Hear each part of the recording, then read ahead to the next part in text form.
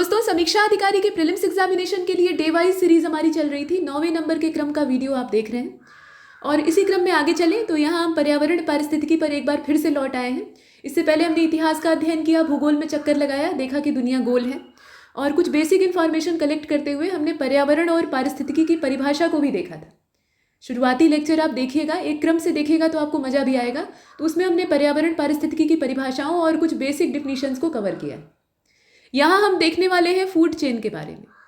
खाद्य श्रृंखला जो कि जीवन रेखा होती है पर्यावरण की, और ये न रहे तो फिर पारिस्थितिकी तंत्र चल नहीं पाएगा। और इसे संचालित करने का काम सौर ऊर्जा करती है। सूर्य ऊर्जा देने वाला एक तारा है जो कि हमारे सौरमंडल में सभी ग्रहों को, जितने भी खगोलीय पिंड हैं, आप ये मत कहिए कि ग्रह ही हैं, उसमें बहुत सारी सेलेस्टियल बॉडीज़ हैं, उनको ऊर्जा देता है।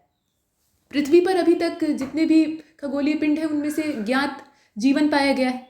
ठीक, तो ये तो अपनी माहौल बनाने वाली स्थितियां हैं। फिलहाल खाद्य श्रृंखला को हम थोड़ा गहराई से देखेंगे।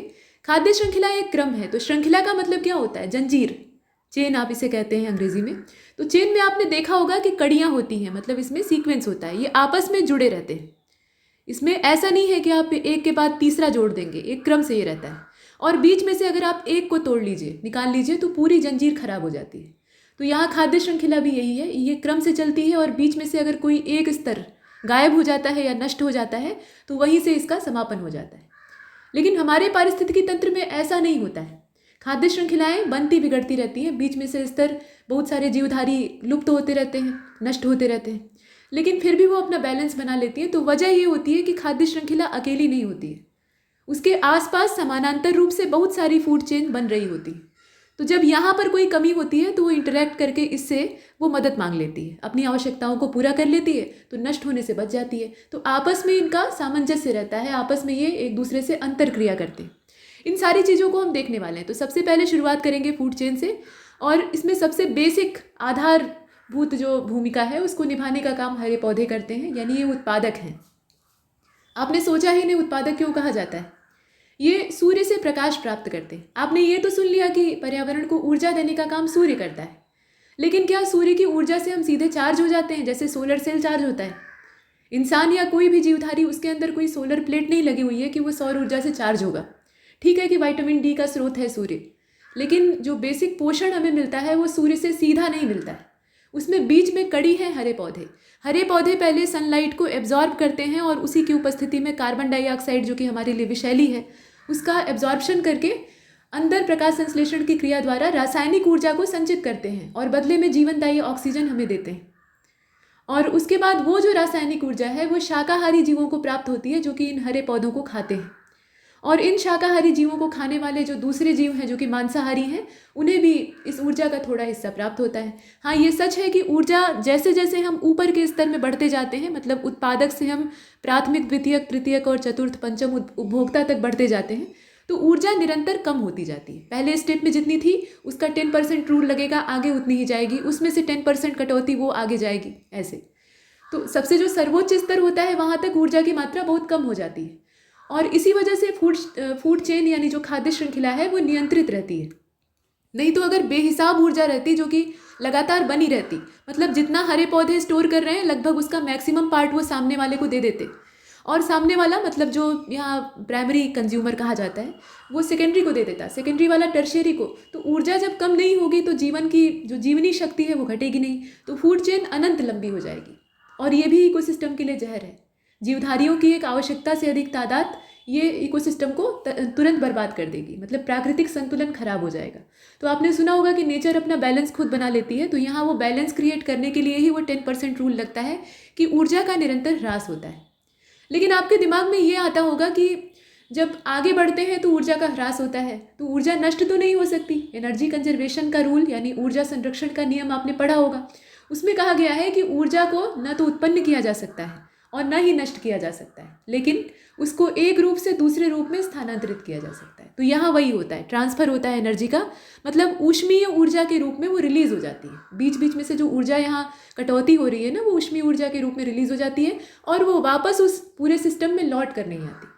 तो जब लौट कर नहीं आती है तो ये एक दिशीय प्रवाह होता है, और ये खाद्य श्रृंखला इसी के बूते चलती है। तो ये हमने देखा, प्रत्येक सोपान को हम पोषण का स्तर कहते हैं, और यहाँ जो घास के मैदान का एग्जाम्पल लिया गया है ये सबसे सरल उदाहरण है, ऐसे बहुत सारे उदाहरण हो सकते हैं। इसमें आप देखिए कि घास जो है वो एक हरा पौधा है, मतलब हरा है और निश्चित रूप से ये प्रकाश संश्लेषण करता है, आप जानते हैं। तो ये प्रकाश संश्लेषण कर रहा है और इसके अंदर रासायनिक ऊर्जा संचित हो रही है और इसका भोजन कर रहा है टिड्डा, मतलब इसकी पत्तियों को खाकर वो अपना जीवन यापन कर रहा है। और जब टिड्डा खा पी कर तंदुरुस्त हो जा रहा है तो मेढक उसको अपना शिकार बना ले रहा है कि चलो तुम्हें खा लेते हैं। तो मेढक का पेट भर गया और मेढक को किसी दिन सांप ने पकड़ लिया, हालांकि सांप का वो फेवरेट फूड नहीं होता है, बहुत भुखमरी का शिकार सांप रहता है, तब जाकर मेढक पकड़ता है, नहीं तो वो बाकी चूहे इत्यादि मारता है या पक्षियों के अंडे भी खाते हैं। तो सांप जो है वो मेढक को खाया। फिर सांप को खाने वाले भी यहाँ पर महाशय हैं जो कि गरुड़ कहलाते हैं, यानी बाज ने जहर का कोई डर नहीं होता। इसके अलावा मोर भी ये काम करता है। तो इस तरह के बहुत सारे प्रीडेटर हैं, तो ये सर्वोच्च हैं। फिर इनका भी क्षय होता है, मतलब इनकी उम्र पूरी हो गई या किसी दुर्घटना के शिकार होकर ये मारे गए, तो उसके लिए फिर हम आगे देखेंगे डिकम्पोजर्स को, वो क्या करते हैं। फिलहाल यहाँ तक खाद्य श्रृंखला सीमित हो जाती है। अब यहाँ जो सोपान का मतलब आप समझ रहे हैं, स्टेप होता है, जैसे सीढ़ी में पायदान होते हैं, आप सीढ़ियाँ चढ़ते हैं कि एक पायदान है, दूसरा पायदान है, पहला स्टेप है, दूसरा स्टेप है, तो उसी को हम लोग सोपान कहते हैं संस्कृत में। अच्छा, अब यहाँ पर घास जो है वो प्राथमिक स्तर है, मतलब पहला सोपान है, और बाज जो है वो 5वां स्तर है। ऐसे ही और आगे भी जा सकता है, लेकिन ज़्यादा लंबा नहीं होगा। ऊर्जा स्थानांतरण की इस प्रक्रिया के दौरान देखिए यहाँ क्या बताया गया है, वही चीज़ जो आपको अभी पीछे कही, वही चीज़ यहाँ लिखी हुई है। तो ऊष्मीय ऊर्जा के रूप में ऊर्जा का क्षय होता है। ऊर्जा स्थानांतरण जब होता है तो टोटल एनर्जी सामने वाले लेवल में ट्रांसफर नहीं होती है, उसमें से कुछ हीट एनर्जी के रूप में बर्बाद हो जाती है, और अगले पोषण स्तर में जो उपलब्ध होती है वो बहुत थोड़ी सी होती है। तो 4-5 स्तर तक ही जो फूड चेन है वो सीमित रह जाती है। अब स्वपोषी क्या होते हैं, आइए देखते हैं। इसमें देखिए पोषण स्तरों की पहचान करने के लिए हमने सुविधा के लिए जीवों को बांट रखा है। तो पहले जो जीव की कैटेगरी है वो है स्वपोषी, और उसके बाद इसमें हर्बीवोरस, कर्निवोरस, यानी जो मांसाहारी हैं और शाकाहारी हैं, सर्वाहारी अपघटक हैं, वो आगे की कड़ी है। स्वपोषी कौन होता है आप जानते हैं, ये उत्पादक ही हैं, हरे पौधे जो कि अपना पोषण खुद प्राप्त करते हैं, यानी सूर्य के प्रकाश की उपस्थिति में अपने लिए ऊर्जा, अपने लिए भोजन का इंतजाम ये कर लेते हैं। जमीन से ये पोषक पदार्थों को प्राप्त करते हैं, पानी प्राप्त करते हैं, और वायु से ये कार्बन डाइऑक्साइड को कलेक्ट करते हैं। सूर्य के प्रकाश की उपस्थिति में इन सारी चीज़ों को मिलाकर केमिकल रिएक्शन चलता है और रासायनिक ऊर्जा इनके अंदर संचित होती है, ये प्रक्रिया है। तो ये स्वपोषी। अब यहाँ वही बताया गया है, रासायनिक ऊर्जा में उसे परिवर्तित कर देते हैं। इसको आप किताबी तौर पर न समझकर कहानी के तौर पर समझे तो ज़्यादा अच्छा रहेगा। अच्छा, एक चीज़ इसमें बताई गई है कि हरे पौधों में प्रकाश संश्लेषण के द्वारा जिस दर से, यहाँ आप देख रहे हैं, प्रकाश संश्लेषण के द्वारा जिस दर से विकिरण ऊर्जा संचित होती है, सूर्य से जो ऊर्जा हमें प्राप्त होती है वो क्या है, विकिरण ऊर्जा है। सौर ऊर्जा और कुछ नहीं है, वो रेडिएशन है। तो आप सोचेंगे कि रेडिएशन तो बड़ा घातक होता है, तो हम क्यों मर नहीं जाते। तो एक तो पहली बात यह है कि सूर्य से पृथ्वी की दूरी बहुत ज़्यादा है तुलनात्मक रूप से बाकी जो प्लैनेट है उनके। हालांकि ऐसा नहीं है कि हम ही सबसे दूर हैं, लेकिन दूरी ज़्यादा है, तो सनलाइट उतनी मात्रा में नहीं आ पाती। दूसरा ये है कि बहुत सारी वायुमंडलीय परतें हमारे चारों ओर हैं, और सूर्य के प्रकाश का एक बहुत ही मामूली हिस्सा, नहीं के बराबर जो हिस्सा है, वही पृथ्वी तक पहुंच पाता है। बाकी जो है वो अन्य स्थानों पर विकिरित हो जाता है। अब यहाँ से जो यहाँ पर जो सोलर लाइट हमें प्राप्त होती है वो यहाँ के वायुमंडल से होकर गुजरती है। ओजोन परत है ही है जो कि यूवी रेडिएशन का हानिकारक हिस्सा खा लेती है। तो ऐसे करके छनते हुए सूर्य का प्रकाश हमारे जीवन तक पहुँचता है, या हम कह लें कि हमारे इकोसिस्टम तक पहुँचता है। तो जो फायदेमंद सोलर लाइट है, जितनी की हमें रिक्वायरमेंट है उतनी ही हमारे पास आती है। प्रकृति ने ऐसा इंतजाम किया हुआ है, ठीक है। तो ये पूरा सिस्टम है। विकिरण ऊर्जा होती है सूर्य के अंदर, आप जानते ही हैं कि नाभिकीय संलयन की प्रक्रिया चलती है, और हाइड्रोजन के जो नाभिक हैं, मतलब वहाँ अणुओं और परमाणुओं का संयोजन है, तो नाभिक आपस में जुड़ते हैं और हीलियम का वहाँ निर्माण होता है, और बदले में जो द्रव्यमान क्षय होता है, मतलब ऐसा नहीं है कि सारे नाभिक जुड़ गए तो उतना ही मास जो है वो क्रिएट कर दे हीलियम को। जो द्रव्यमान क्षय होता है उसी का परिणाम होता है कि वहाँ से ऊर्जा रिलीज होती है, तो वो विकिरण ऊर्जा यहाँ पर संचित करते हैं। अच्छा, यहाँ सकल प्राथमिक उत्पादन, ये जीपीपी आप देख रहे हैं, मतलब ग्रॉस प्राइमरी प्रोडक्ट इसको कहा जाता है। तो इसे कहा जाता है, मतलब कहने का तात्पर्य ये है ना, यहाँ थोड़ा सा उलझ गया, इसे ध्यान से देख लीजिए। जो विकिरण ऊर्जा हरे पौधे अपने अंदर संचित करते हैं, मतलब रासायनिक ऊर्जा के रूप में विकिरण ऊर्जा को स्टोर कर रहे हैं, तो वो क्या है, ग्रॉस प्राइमरी प्रोडक्ट है, यानी सकल प्राथमिक उत्पाद है। अच्छा, अब यहाँ देखें, कुल उत्पादकता का एक हिस्सा पौधों के द्वारा अपने उपापचय के लिए इस्तेमाल किया जाता है। भाई जितना उन्होंने सूर्य से लिया है, अगर वो टोटल अपने खाने वाले को दे दें तो वो खुद क्या खाएंगे, उन्हें भी तो पोषण प्राप्त करना है बने रहने के लिए। तो अपना मेटाबॉलिज्म मेंटेन करने के लिए वो कुछ हिस्से को अपने यहाँ इस्तेमाल कर लेते हैं। और जब उनका उपापचयी तंत्र नियंत्रित हो जाता है तो उसके बाद वो अपने मज़े से जी खा रहे होते हैं, और उसके बाद आते हैं जो प्राथमिक श्रेणी के उपभोक्ता हैं और वो इनका सेवन करते हैं। अब यहाँ ये बताया गया कि शेष भाग पौधों के द्वारा नेट प्राथमिक उत्पादन यानी एनपीपी के तौर पे संचित होता है, यानी ये जो है ये सामने वाले स्तर को प्राप्त होगा। अब यहाँ देखें आप कौन कौन से हैं आगे उपभोक्ता, ये तो बनाने वाले हैं। अब खाने वाले लोग जो हैं उसमें बहुत सारे हैं, खाने वालों की लिस्ट लंबी है। पहले है हर्बीवोरस, जो कि सबसे बड़े इसके शोषक हैं, मतलब हरे पौधों के। इसमें आप देखें जो जंतु सीधे सीधे पौधों को खाते हैं, मतलब पौधों के प्रोडक्ट का सेवन करते हैं, तो उन्हें हम कहते हैं प्राथमिक उपभोक्ता। और इनफैक्ट ये कहना चाहिए कि पौधों के अलावा उनका कोई दूसरा आहार नहीं होता है, वो उन्हीं पर आश्रित होते हैं। ऐसे तो हम ये भी कह सकते हैं कि मनुष्य भी सब्जियों का सेवन करता है और पौधों से ही प्राप्त प्रोडक्ट खाता है, लेकिन मनुष्य मांस भी खाता है, दूध भी पीता है, तो इस तरह की बाकी चीज़ों पर भी वो आश्रित है ना, वो कहीं से भी पोषण प्राप्त कर सकता है। लेकिन जो चौपाया जीव हैं, मतलब मवेशी हैं या इस तरह के अन्य जीव हैं, वो पूरी तरह से हरे पौधों पर आश्रित होते हैं। जैसे कि कीड़े मकोड़े भी बहुत सारे ऐसे होते हैं, पक्षी होते हैं। हालांकि पक्षियों में ज़्यादातर की हैबिट ऐसी होती है कि वो अनाज के अलावा कीड़े मकोड़े भी खाते हैं, लेकिन तोता जैसा जो पक्षी होता है वो शाकाहारी होता है, वो एकदम से जो वनस्पति उत्पाद है उन पर निर्भर होता है। इसके अलावा कृंतक यानी कुतुरने वाले जो जीव हैं वो भी इसी प्रकार के होते हैं, जैसे खरगोश को भी आप उसी में डाल सकते हैं। और जुगाली करने वाले पशु जैसे चौपाया पशु, ये सब क्या है, ये हर्बीवोरस है। इसके बाद नंबर आता है कार्निवोरस का, यानी मांसाहारी का। तो ये शाकाहारी जीवों को खाते हैं, सीधी परिभाषा है, इसमें कुछ ज़्यादा घुसने की आवश्यकता है नहीं। और प्राथमिक उपभोक्ता इन्हीं को कहा जाता है, ये शुरुआती स्तर होता है। और यदि ये मांसाहारी जीवों का भक्षण करते हैं, जैसे मांसाहारी जीव है वो किसी शाकाहारी जीव को पकड़कर खा रहा है, जैसे मान लीजिए लोमड़ी है या भेड़िया है, वो किसी हिरण या फिर किसी खरगोश का शिकार कर रहा है, तो वो प्राथमिक श्रेणी का उपभोक्ता, माफ कीजिए द्वितीयक श्रेणी का उपभोक्ता कहलाएगा। प्राथमिक श्रेणी का तो वो है जो हरे पौधों को खा रहा है। और उसके बाद यदि किसी मांसाहारी को ही मारकर खा लिया किसी दूसरे मांसाहारी ने, तो वो जो दूसरा वाला मांसाहारी है वो यहाँ पर तृतीय श्रेणी का उपभोक्ता कहलाएगा, और आमतौर पे उसे ही सर्वोच्च उपभोक्ता कह दिया जाता है। तो खाद्य श्रृंखला का जो सबसे आखिरी लेवल होता है वहाँ पे होता है एक्सट्रीम लेवल, मतलब उसे सर्वोच्च उपभोक्ता की श्रेणी में डालते हैं। अब इसमें आप देखें कि मांसाहारियों में बहुत लंबी लिस्ट है, जैसे कि मेढक, कुत्ता, बिल्ली, बाघ, बहुत सारे हैं। सर्वाहारी कौन होते हैं, तो सर्वाहारी जो है उनके लिए सबसे अच्छी व्यवस्था है, वो दोनों चीज़ें खा सकते हैं। और ऐसे ओमनिवोरस जीवों में वो जंतु आते हैं जो कि पौधे जंतु दोनों का भक्षण करते हैं, इसमें सुअर, भालू और मनुष्य भी आते हैं। और अपघटक कौन होते हैं, तो आप यहाँ देखें डिकम्पोजर, ये प्रत्येक पोषण स्तर में जीवों के जो मृत अवशेष होते हैं, ऐसा नहीं है कि सारे जीव सिर्फ खाने के ही काम में आ जाते हैं, कुछ का जो शरीर है वो धरती पर ऐसे ही मृत अवस्था में पड़ा रहता है, तो वो कहाँ जाता है, धीरे धीरे करके सड़ता है, आप देखते हैं, और सड़ गल कर अंत में खत्म हो जाता है, मिट्टी में मिल जाता है। तो इसमें भूमिका निभाने का काम, मतलब उनको सड़ने में और गलने में, यानी पूरी तरह से प्रकृति के जो बेसिक एलिमेंट हैं उनमें रिटर्न होने में मदद कौन करता है, ये अपघटक करते हैं, यानी डिकम्पोजर्स करते हैं। इनका काम ही है डिकम्पोज करना, ठीक है। तो ये मृत अवशेषों का भक्षण करते हैं, जो अपर्द होते हैं वही इनका भोजन, और पोषक तत्वों के पुनर्चक्रण में ये सहायता करते हैं। तो इस तरह से जो बेसिक तत्व जीवधारी के शरीर में थे वो प्रकृति को वापस लौटा दिए जाते हैं, और इसमें ज़्यादातर जो माइक्रो ऑर्गेनिज्म है वही महत्वपूर्ण भूमिका निभाते हैं, जैसे कि जीवाणु और कवक का नाम आप ले सकते हैं। अब आगे चलते हैं, खाद्य श्रृंखलाओं पर हमने चर्चा आरंभ की थी, तो यहाँ उसकी वैरायटी देखनी पड़ेगी। दो प्रकार की होती है, एक तो चारागाह की होती है, उसे हम देखेंगे, यहाँ चित्र भी बना है, और दूसरी होती है अपर्द खाद्य श्रृंखला। उनका जो डिकम्पोजर्स हैं उनकी अपनी फूड चेन होती है, उसे अलग से समझने की आवश्यकता है। सबसे पहले हम देखें कि जो चारागाह वाली खाद्य श्रृंखला है वो कैसी है। यहाँ आप देखें सामान्य सा एक एग्जाम्पल दिया है, पहचानना आसान है। और यहाँ आप देख रहे हैं कि सूर्य है जो कि ऊर्जा का स्रोत है, और ये हमारे चैनल का लोगो है, इसे सूर्य मत समझिएगा। अच्छा, यहाँ आप देखें इस फूड चेन में ये घास है जो कि उत्पादक है, हरे पौधे जो होते हैं ना वो उत्पादक होते हैं, और उसी क्रम में इसको खाने वाला ये हरे रंग का टिड्डा है, जिसे कि गाँव में राम जी का तोता कहा जाता है। और प्रेइंग मैटिस जैसे जो जीव हैं उन्हें भी आपने देखा होगा, कीड़े होते हैं, वो भी घास खाते हैं।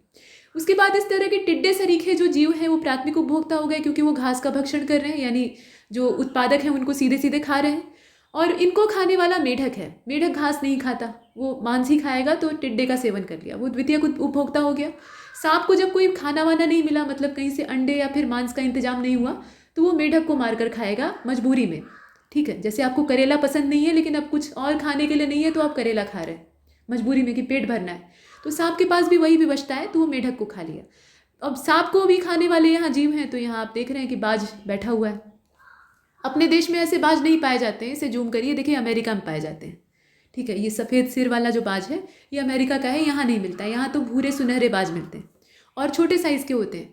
तो ये एक खाद्य श्रृंखला है जो कि बहुत ही सरल है, समझना आसान है और इसमें ऊर्जा देने का काम भले ही सूर्य कर रहा है। यहाँ आप देखिए पूरे इस सिस्टम को और पूरे इकोसिस्टम को, जितने भी उसमें बायोम, जितने भी फूड चेन, फूड वेव हैं, उन सबको एनर्जी सूर्य ही देता है, लेकिन उसको यूटिलाइज करने का काम हरे पौधे करते हैं। अगर ये बीच में से निकाल लिए जाएँ तो सभी लोग भूखों मर जाएंगे। तो आप इनकी इंपॉर्टेंस समझ सकते हैं। अब इसके बाद अपर्द खाद्य श्रृंखला को देखिए, ये मृत कार्बनिक पदार्थों यानी अपर्दों से शुरू होती है। अपर्द का मतलब होता है अवशेष जो कि मृत हैं, उनके अंदर जीवन नहीं है, मतलब बेकार है वो प्रकृति के लिए, उनको साफ करना है। तो इन पर आश्रित रहने वाले जो जीव हैं वही इसे शुरू करते हैं और प्रोटोजोन तथा मांसाहारी जंतुओं के लिए भोजन भी उत्पन्न करते हैं। अब यहाँ आप देख रहे हैं कि ये खाद्य श्रृंखला चल निकली है। ये है सड़ा गला पदार्थ, कोई जानवर मरकर सड़ रहा है, जैसे कि हाथी जंगल में जब मरता है तो बहुत सारे जीवों को भोजन प्राप्त होता है। जब मरता है तो उसके बाद उसके खाल को चीरने का काम पहले लकड़बग्घे करते हैं, उसके बाद जो बाकी बड़े वाले उपभोक्ता हैं वो वहाँ पर आ जाते हैं, जैसे कि जितने भी ओमनिवोरस हैं बड़े साइज़ के, उसमें तेंदुआ, बाघ और शेर जैसे जीव भी हो सकते हैं। फिर वो उनका भक्षण कर लेते हैं, तो जो बचा हुआ मांस है उसमें छोटे जो उपभोक्ता हैं, मतलब वो उतने हाई लेवल के नहीं होते हैं, उतने बड़े शिकारी नहीं होते हैं, लेकिन वो बचे हुए मांस पर आश्रित होते हैं तो वो खाते हैं और अंत में जो बचता है उसका सेवन यही छोटे वाले जीव करते हैं। तो यहाँ आप देखें कि सड़ा गला मृत पदार्थ जो है पड़ा हुआ है, इसको खपाने का काम ये अपरदभक्षी जीव जो है वो कर रहा है। मतलब केचुआ या फिर इस तरह के और भी जीव होते हैं, मतलब आप इन्हें वॉर्म्स कह सकते हैं, इंसेक्ट कह सकते हैं, या फिर माइक्रो ऑर्गेनिज्म भी ऐसे होते हैं।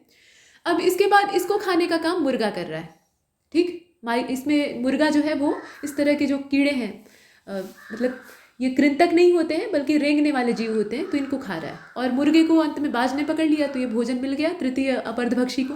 इस प्रकार से ये अपरद खाद्य श्रृंखला चलती है। तो इसमें भी अंत में उस वाली फूड चेन से कुछ न कुछ जीव जो है वो ऐड हो जाते हैं। शुरू ये होती है अपरद से और इसीलिए इसका नाम है अपरद खाद्य श्रृंखला। अब पारितंत्र के प्रकारों को देखने की आवश्यकता है। तो दो तरीके के इसके प्रकार हैं, मतलब दो ही भागों में हम बांटते हैं और अच्छी बात है। देखिए, प्राकृतिक पारितंत्र होता है और कृत्रिम होता है। इंसान के पास बुद्धि ज़्यादा है तो वो प्रकृति के हिसाब से अपने आप को ढालने की बजाय अपना दिमाग ज़्यादा लगाता है, तो वो खुद ईश्वर बनने की कोशिश करता है। अब ईश्वर बनने की कोशिश का मतलब ये है कि वो खुद से बहुत कुछ बनाना चाहता है और इसी चक्कर में वो बहुत सारी प्राकृतिक प्रक्रिया जो कि एक सामान्य दर से चल रही थी उसमें हस्तक्षेप करता है और इससे एक तरह का इकोलॉजिकल डिस्टर्बेंस पैदा होता है। फिलहाल यहाँ पर जो मानव निर्मित पारितंत्र है उसमें भी बहुत सारे जीव आश्रय पाते हैं। मनुष्य को हम लोग कोसते हैं कि स्वार्थी जीव है, पर्यावरण को उसी ने नष्ट किया है, लेकिन ये भी हकीकत है कि उसने बहुत सारे जीवों को आश्रय भी दिया हुआ है। ठीक है, तो प्राकृतिक पारितंत्र और मानव निर्मित पारितंत्र में आप बेसिक डिफिनीशन जानते ही हैं, वही दी हुई है कि पूर्ण रूप से ये सौर विकिरण पर निर्भर होती है। प्राकृतिक पारितंत्र में आपने देखा कि हरे पौधे हैं और वो पूरी तरह से सूर्य के प्रकाश पर निर्भर है। उदाहरण के तौर पे जंगल, घास के मैदान, समुद्र, झील, नदियाँ, मरुस्थल, ये सब क्या है? ये प्राकृतिक पारितंत्र है, प्रकृति ने बनाए और इनका आकार हमेशा बड़ा होता है। इसमें जो पारितंत्र है वो सौर विकिरण और ऊर्जा सहायकों यानी वैकल्पिक स्रोत जैसे कि हवा, वर्षा, ज्वार भाटा जो कि सौर ऊर्जा से ही कहीं ना कहीं संचालित होते हैं, तो उन पर निर्भर होता है। उष्णकटिबंधीय वर्षा वन इसका एक बेहतर एग्जाम्पल है। ज्वार नदमुख यानी जो एस्चुरीज होती हैं, नदी और समुद्र का मेल, वो इसका उदाहरण है। कोरल रीफ यानी जो प्रवाल भित्तियाँ होती हैं वो इसका उदाहरण है। मानव निर्मित पारितंत्र में क्या है कि सौर ऊर्जा पर निर्भर तो ये भी होते हैं, लेकिन इन्हें मनुष्य ने बनाया है। ये भी सौर ऊर्जा के बिना नहीं चल सकते। अगर सूर्य का प्रकाश मिलना बंद हो जाए तो मनुष्य का ये जो बना बनाया पारितंत्र है ना, ये खराब हो जाएगा। तो एक्वाकल्चर तालाब ऐसे हो सकते हैं जहाँ पे जलीय कृषि की जाती है। उसके अलावा धान के खेत और तमाम खेत ऐसे जो सामान्य बोए जोते जाते हैं, उसमें अनेकों जीव आश्रय पाते हैं और बहुत सारी फूड चेन वहाँ भी बन रही होती है। तो वो एक मानव निर्मित पारितंत्र होता है। जीवाश्म ईंधन पर इनकी निर्भरता का उदाहरण आप देखें, नगरीय और औद्योगिक पारितंत्र विकसित हुए हैं। तो ये दो यहाँ पर प्रकार हमने देखे। इसमें तालाब, झीलें, चारागाह, दलदल, घास के मैदान, मरुस्थल और जंगल, ये सब प्राकृतिक पारितंत्र के उदाहरण में आप जोड़िएगा। एक्वेरियम, बगीचा, लॉन या मनुष्य के द्वारा बनाए हुए खेत, ये सब क्या है? ये पारितंत्र है लेकिन कृत्रिम है, मनुष्य के द्वारा निर्मित। खाद्य जाल को अब देखते हैं। खाद्य श्रृंखला को हमने देखा। खाद्य जाल और कुछ नहीं है, बहुत सारी जब खाद्य श्रृंखलाएं बन जाती हैं किसी इकोसिस्टम में तो वो आपस में तालमेल बिठाने लगती है। कहीं पर अगर कोई कमी हुई तो वो दूसरे से मांग कर पूरा करती है। ठीक वैसे ही जैसे एक मानव बस्ती होती है, उसमें आप रहते हैं, आपका घर होता है और आपके पड़ोसी होते हैं। आपके घर में कोई भी दिक्कत आई तो पड़ोसी आपकी मदद करता है। हालांकि ये कल्चर अब खत्म होता जा रहा है, लेकिन हमारी भारतीय परंपरा तो यही, मतलब एक दूसरे के सहयोग से हम जीवन यापन करते हैं। तो खाद्य श्रृंखलाएं भी आपस में अंतरक्रिया करती हैं, यहाँ वही है। और जब एक दूसरे से इंटरेक्ट करने लगती हैं, समानांतर तो रहती है, लेकिन जब एक दूसरे से ये मांगने लगती हैं तो आपस में ऐसे उलझ जाती हैं और एक नेट तैयार हो जाता है, एक जाल बन जाता है जिसे कि सुलझाना बहुत मुश्किल है। और जितना भयंकर खाद्य जाल होगा, भयंकर का मतलब बड़े आकार का होगा, जितना ज़्यादा जटिल होगा, उलझा हुआ होगा, वो पारितंत्र उतना ही स्टेबल होगा, क्योंकि उसमें ये खतरा नहीं रहेगा कि एक कंपोनेंट बीच से निकाल लिया गया तो वो पूरा वहीं से ढह जाएगा, ऐसा नहीं। उसको बैलेंस करने के लिए आसपास बहुत सारे विकल्प होंगे, ठीक। तो ये चीज़ है। और एक जंतु अलग अलग खाद्य श्रृंखलाओं का सदस्य हो सकता है, तो वो तो होगा ही जब वो आपस में इंटरेक्ट करेंगे। अब इसमें पारितंत्र जो है वो ऊर्जा प्रवाह का सबसे यथार्थ मॉडल माना जाता है। तो ऊर्जा का प्रवाह अगर हमें समझना है तो इसमें पारितंत्र का, इसे जो खाद्य जाल है, इसे पढ़ने की आवश्यकता है। अब पारितंत्र में ऊर्जा का प्रवाह आप जानते हैं कि एक रेखीय होता है, मतलब जो एनर्जी आगे की ओर रिलीज हो गई वो फिर लौट कर नहीं आने वाली है, वो वेस्ट ही होगी, मतलब खत्म होगी। तो ऊर्जा में हमेशा कमी ही होती रहती है और हर स्तर पर जाने पर ऊर्जा की मात्रा कम होती जाती है, और जो कमी होती है वो ऊष्मीय ऊर्जा के रूप में बाहर निकल जाती है, जो कि लौट कर कभी नहीं आती। अब पारिस्थितिकी पिरामिड क्या होते हैं? तो पिरामिड हमने बनाया है, प्रकृति ने ऐसा कोई पिरामिड नहीं बनाया है, समझने के उद्देश्य से या अध्ययन की सुविधा के लिए। इसमें देखिए पिरामिड के भी कई सारे प्रकार हैं। ये आरेखीय निरूपण है जिसमें कि हम पोषण स्तरों को और बेहतर तरीके से समझ पाते हैं। पारितंत्र के जो पोषण स्तर है उनको हम कायदे से पढ़ लिख पाएँ, समझ पाएँ और उससे कुछ सीख पाएँ, इसके लिए हम पिरामिड का निर्माण करते हैं। ये आरेखीय होते हैं। और पिरामिड कैसा होता है आप जानते ही हैं, नीचे अभी दर्शन भी कर लेंगे। इसमें आधार बनाने वाले उत्पादक होते हैं जो कि उत्पादन करते हैं, यानी बना कर देते हैं अपना भोजन, और उसका सेवन शाकाहारी जीव करते हैं, तो वो ऊपर का लेबल होते हैं और उसी क्रम में हम ऊपर की ओर जाते हैं। तो ये जो श्रेणियाँ होती हैं, सबसे नीचे वाले जो जैसे आप देख रहे हैं ना, ये पिरामिड है, अभी नीचे उसका चित्र भी देखेंगे, तो ये नीचे वाले हरे पौधे आमतौर पे होते हैं, एक मोटे तौर पे यहाँ समझाया जा रहा है। और उसके बाद इन हरे पौधों को खाने वाले जो शाकाहारी जीव हैं वो ऊपर के लेवल में आते हैं, और इनको खाने वाले जो मांसाहारी हैं वो और ऊपर के लेवल में आते हैं। तो ये शाकाहारी, मांसाहारी और सर्वोच्च मांसाहारी की श्रेणियों को दर्शाता है। अब पिरामिड में जो पहला प्रकार है वो है संख्या पिरामिड। यहाँ आप चित्र बना हुआ देख रहे हैं, और ये प्रत्येक पोषण स्तर में जीवों की संख्या को दर्शाता है, ठीक है। मतलब जीव जो है वो कितनी संख्या में है ये हम अंदाजा इससे लगा सकते हैं। जैसे कि घास के मैदान में घास की संख्या, घास को खाने वाले जो शाकाहारी जीव होते हैं उनकी तुलना में ज़्यादा होती है। मतलब आप घास का एक लंबा चौड़ा मैदान देख लीजिए और उसमें गिन लीजिए कि घास के पौधे कितने हैं, और उसकी तुलना में वहाँ चरने वाले जीवों को गिन लीजिए, देखिए कि उनकी संख्या बराबर होती है, कभी बराबर नहीं होगी। घास की जो तादाद है वो बहुत ज़्यादा होती है, उसकी तुलना में शाकाहारी जीव कम है। तो यहाँ घास की मात्रा ज़्यादा है, और उसके बाद शाकाहारी जीव उसकी तुलना में कम होते हैं, और उसके बाद शाकाहारी जंतुओं की संख्या मांसाहारी जीवों की तुलना में आमतौर पे ज़्यादा होती है। मतलब कहने का तात्पर्य यह है कि नीचे की ओर इसका आकार हमेशा चौड़ा रहेगा, मतलब आधार जो है वो चौड़ा रहेगा, और ये चौड़ा आधार इस चीज़ को दर्शाता है कि इनकी तादाद ज़्यादा है। तो हरे पौधे यानी जो घास है, कुल मिलाकर हरे पौधों में यहाँ सबसे छोटे लेवल की बात की जा रही है, तो घास की तादाद ज़्यादा है, उससे थोड़ी सी कम तादाद जो इसको खाने वाले शाकाहारी हैं उनकी है, और उससे भी कम तादाद उन मांसाहारियों की है जो कि इन शाकाहारियों को खाते हैं। तो ऊपर की ओर जाने पर संख्या में कमी आती है। और ये उल्टा भी होता है। अब उल्टा कहाँ पर होता है वो भी देखना है। तो परजीवी खाद्य श्रृंखला की अगर बात करें तो उसमें ये हमेशा उल्टा और धुरी के आकार का होता है। धुरी मतलब लट्टू, आप समझ सकते हैं। लट्टू आपने देखा है ना, उसमें नीचे एक कील होती है, तो ये कुछ कुछ लट्टू जैसा ही लग रहा है ये वाला। अब इसे जूम करके देखने की आवश्यकता है। तो यहाँ आप देखें कि हमेशा सीधा होता है घास के पारिस्थितिकी तंत्र में। इसे और बड़ा कर लीजिए, देखिए नीचे क्या लिखा है, ये हमेशा सीधा होता है घास के पारिस्थितिकी तंत्र में, जहाँ उत्पादक की भूमिका घास निभाती है। उसके बाद घास को खाने वाले टिड्डे जैसे जो छोटे छोटे कीड़े मकोड़े हैं वो यहाँ पर प्राथमिक उपभोक्ता होते हैं, लेकिन उनकी संख्या, घास को खाने वाले बड़े भी जीव होते हैं, चौपाया होते हैं, तो उनकी कुल मिलाकर संख्या अगर देखी जाए तो वो घास से कम ही होती है। घास सबसे ज़्यादा है तो वो नीचे है, देखिए आप, ये चौड़ा है, बड़ा है।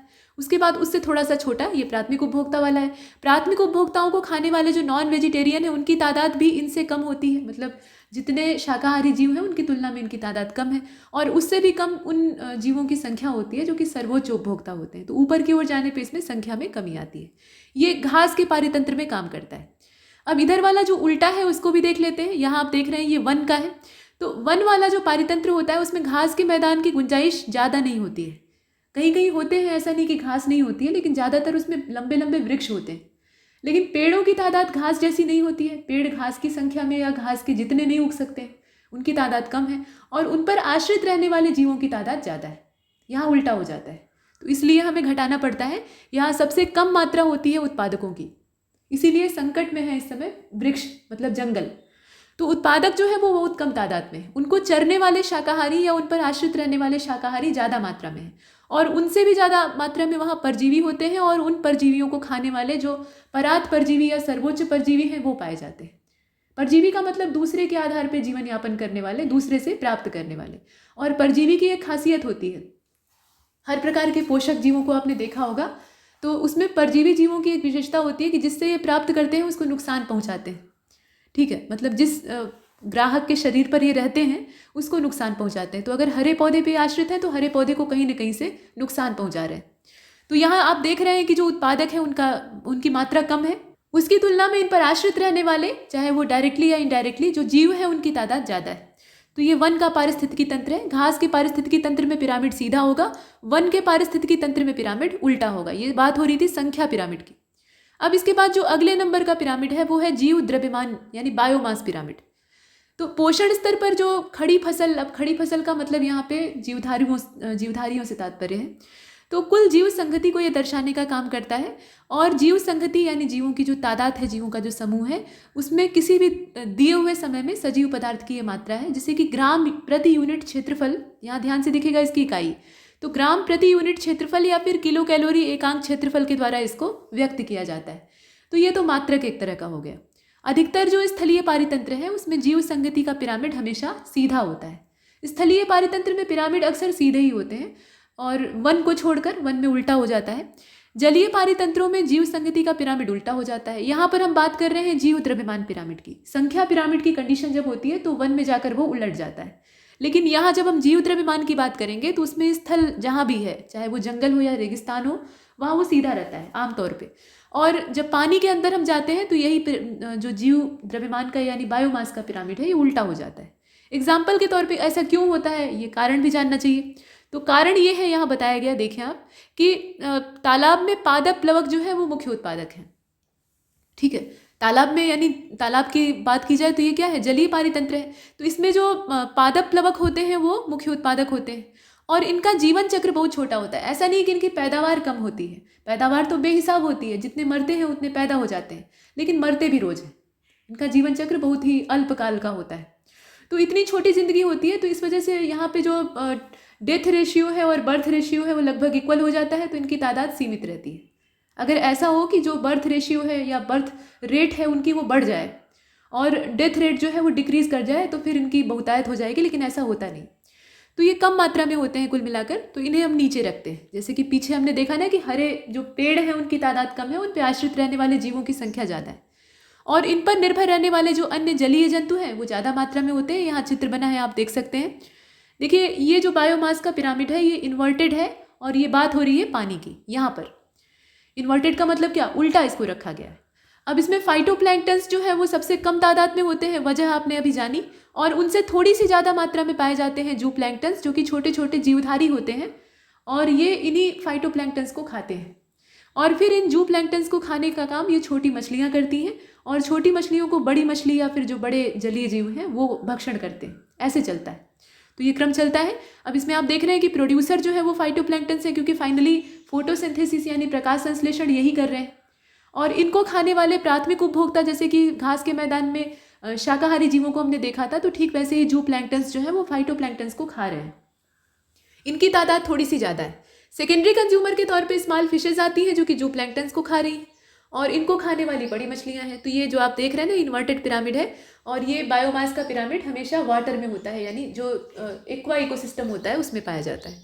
अब यहाँ देखें कि आप जो स्थलीय पारितंत्र है उसमें हमेशा ये सीधा होता है। तो सीधा है, इसमें सीधा होने का मतलब भी देखेंगे।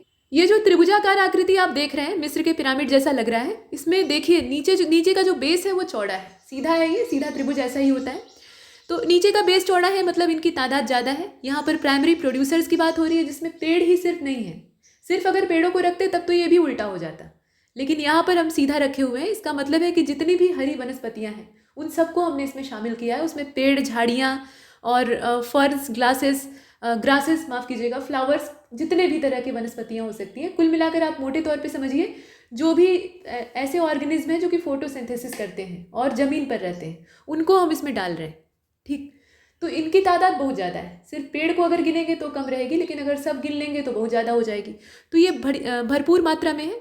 और इन पर आश्रित रहने वाले जो हर्बीवोरस हैं उसमें आप देख रहे हैं कि छोटे छोटे कीड़े मकोड़े भी हैं, चूहा भी है, कुछ पक्षी भी होते हैं और कुछ शाकाहारी चौपाया और दोपाया जीव भी होते हैं। तो ये है। अब इसके बाद इनको खाने वाले, अब यहाँ एक चीज़ बताई गई है, इसे ज़रा सा जूम किया जाता है ताकि आप इसे बेहतर देख सकें। ऊर्जा के प्रवाह को दिखाया जा रहा है। तो 9000 किलो कैलोरी का जो यहाँ पे ऊर्जा की खपत है वो दिखाई दे रही है। 9000 किलो कैलोरी, यहाँ आप छोटा छोटा अगर देख पा रहे हो, यहाँ लिखा हुआ है 9000, ठीक। तो 9000 kilo calories per square metre per year available for primary consumer. तो सबसे ज़्यादा ऊर्जा की उपलब्धता इनको होती है, ठीक, सबसे ज़्यादा एनर्जी मिलती है। उसके बाद जब अगले स्तर में हम प्रवेश करते हैं तो ये 9000 से सीधा घटकर 900 पर आ जाता है। आप देख रहे हैं ऊर्जा कितनी तेज़ी से कम हो रही है। और ऊपर जाएंगे तो ये 90 हो जाएगा, मतलब घटने में लगातार इसमें रफ्तार रहती है। तो यहाँ आपने प्राइमरी जो कंज्यूमर्स हैं उनको देखा, यानी हर्बीवोरस को देखा। अब इनको खाने वाले जो मांसाहारी हैं यानी सेकेंडरी कंज्यूमर या प्रीडेटर्स हैं, उनमें आप बहुत सारे जीवों को देखते हैं। यहाँ तो कुछ ही बने हुए, जैसे मेढक है। इसके अलावा इस प्रकार के छोटे जीव हैं, ये रैकून है संभवतः, या फिर कोई ऐसा ही जीव हो सकता है। इसके अलावा कुछ पक्षी भी होते हैं, लोमड़ी है और भेड़िए, इस तरह के बहुत सारे जीव हैं। तो ये 90 किलो कैलोरी की जो ऊर्जा है वो प्राप्त करते हैं पर स्क्वायर मीटर पर ईयर के हिसाब से, ये अवेलेबल होती है।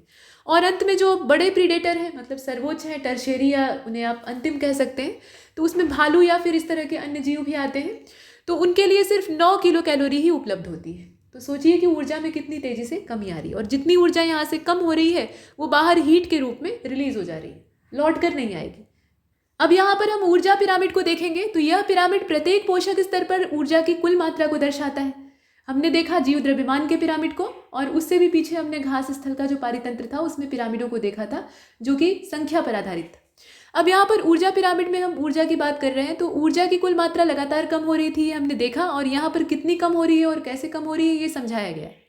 तो ये बताया गया कि ऊर्जा किलो कैलोरी प्रति एकांक क्षेत्र, एकांक समय, और या इसको आप कह सकते हैं कि कैलोरी प्रति एकांक प्रति क्षेत्र प्रति एकांक समय के द्वारा व्यक्त की जाती है।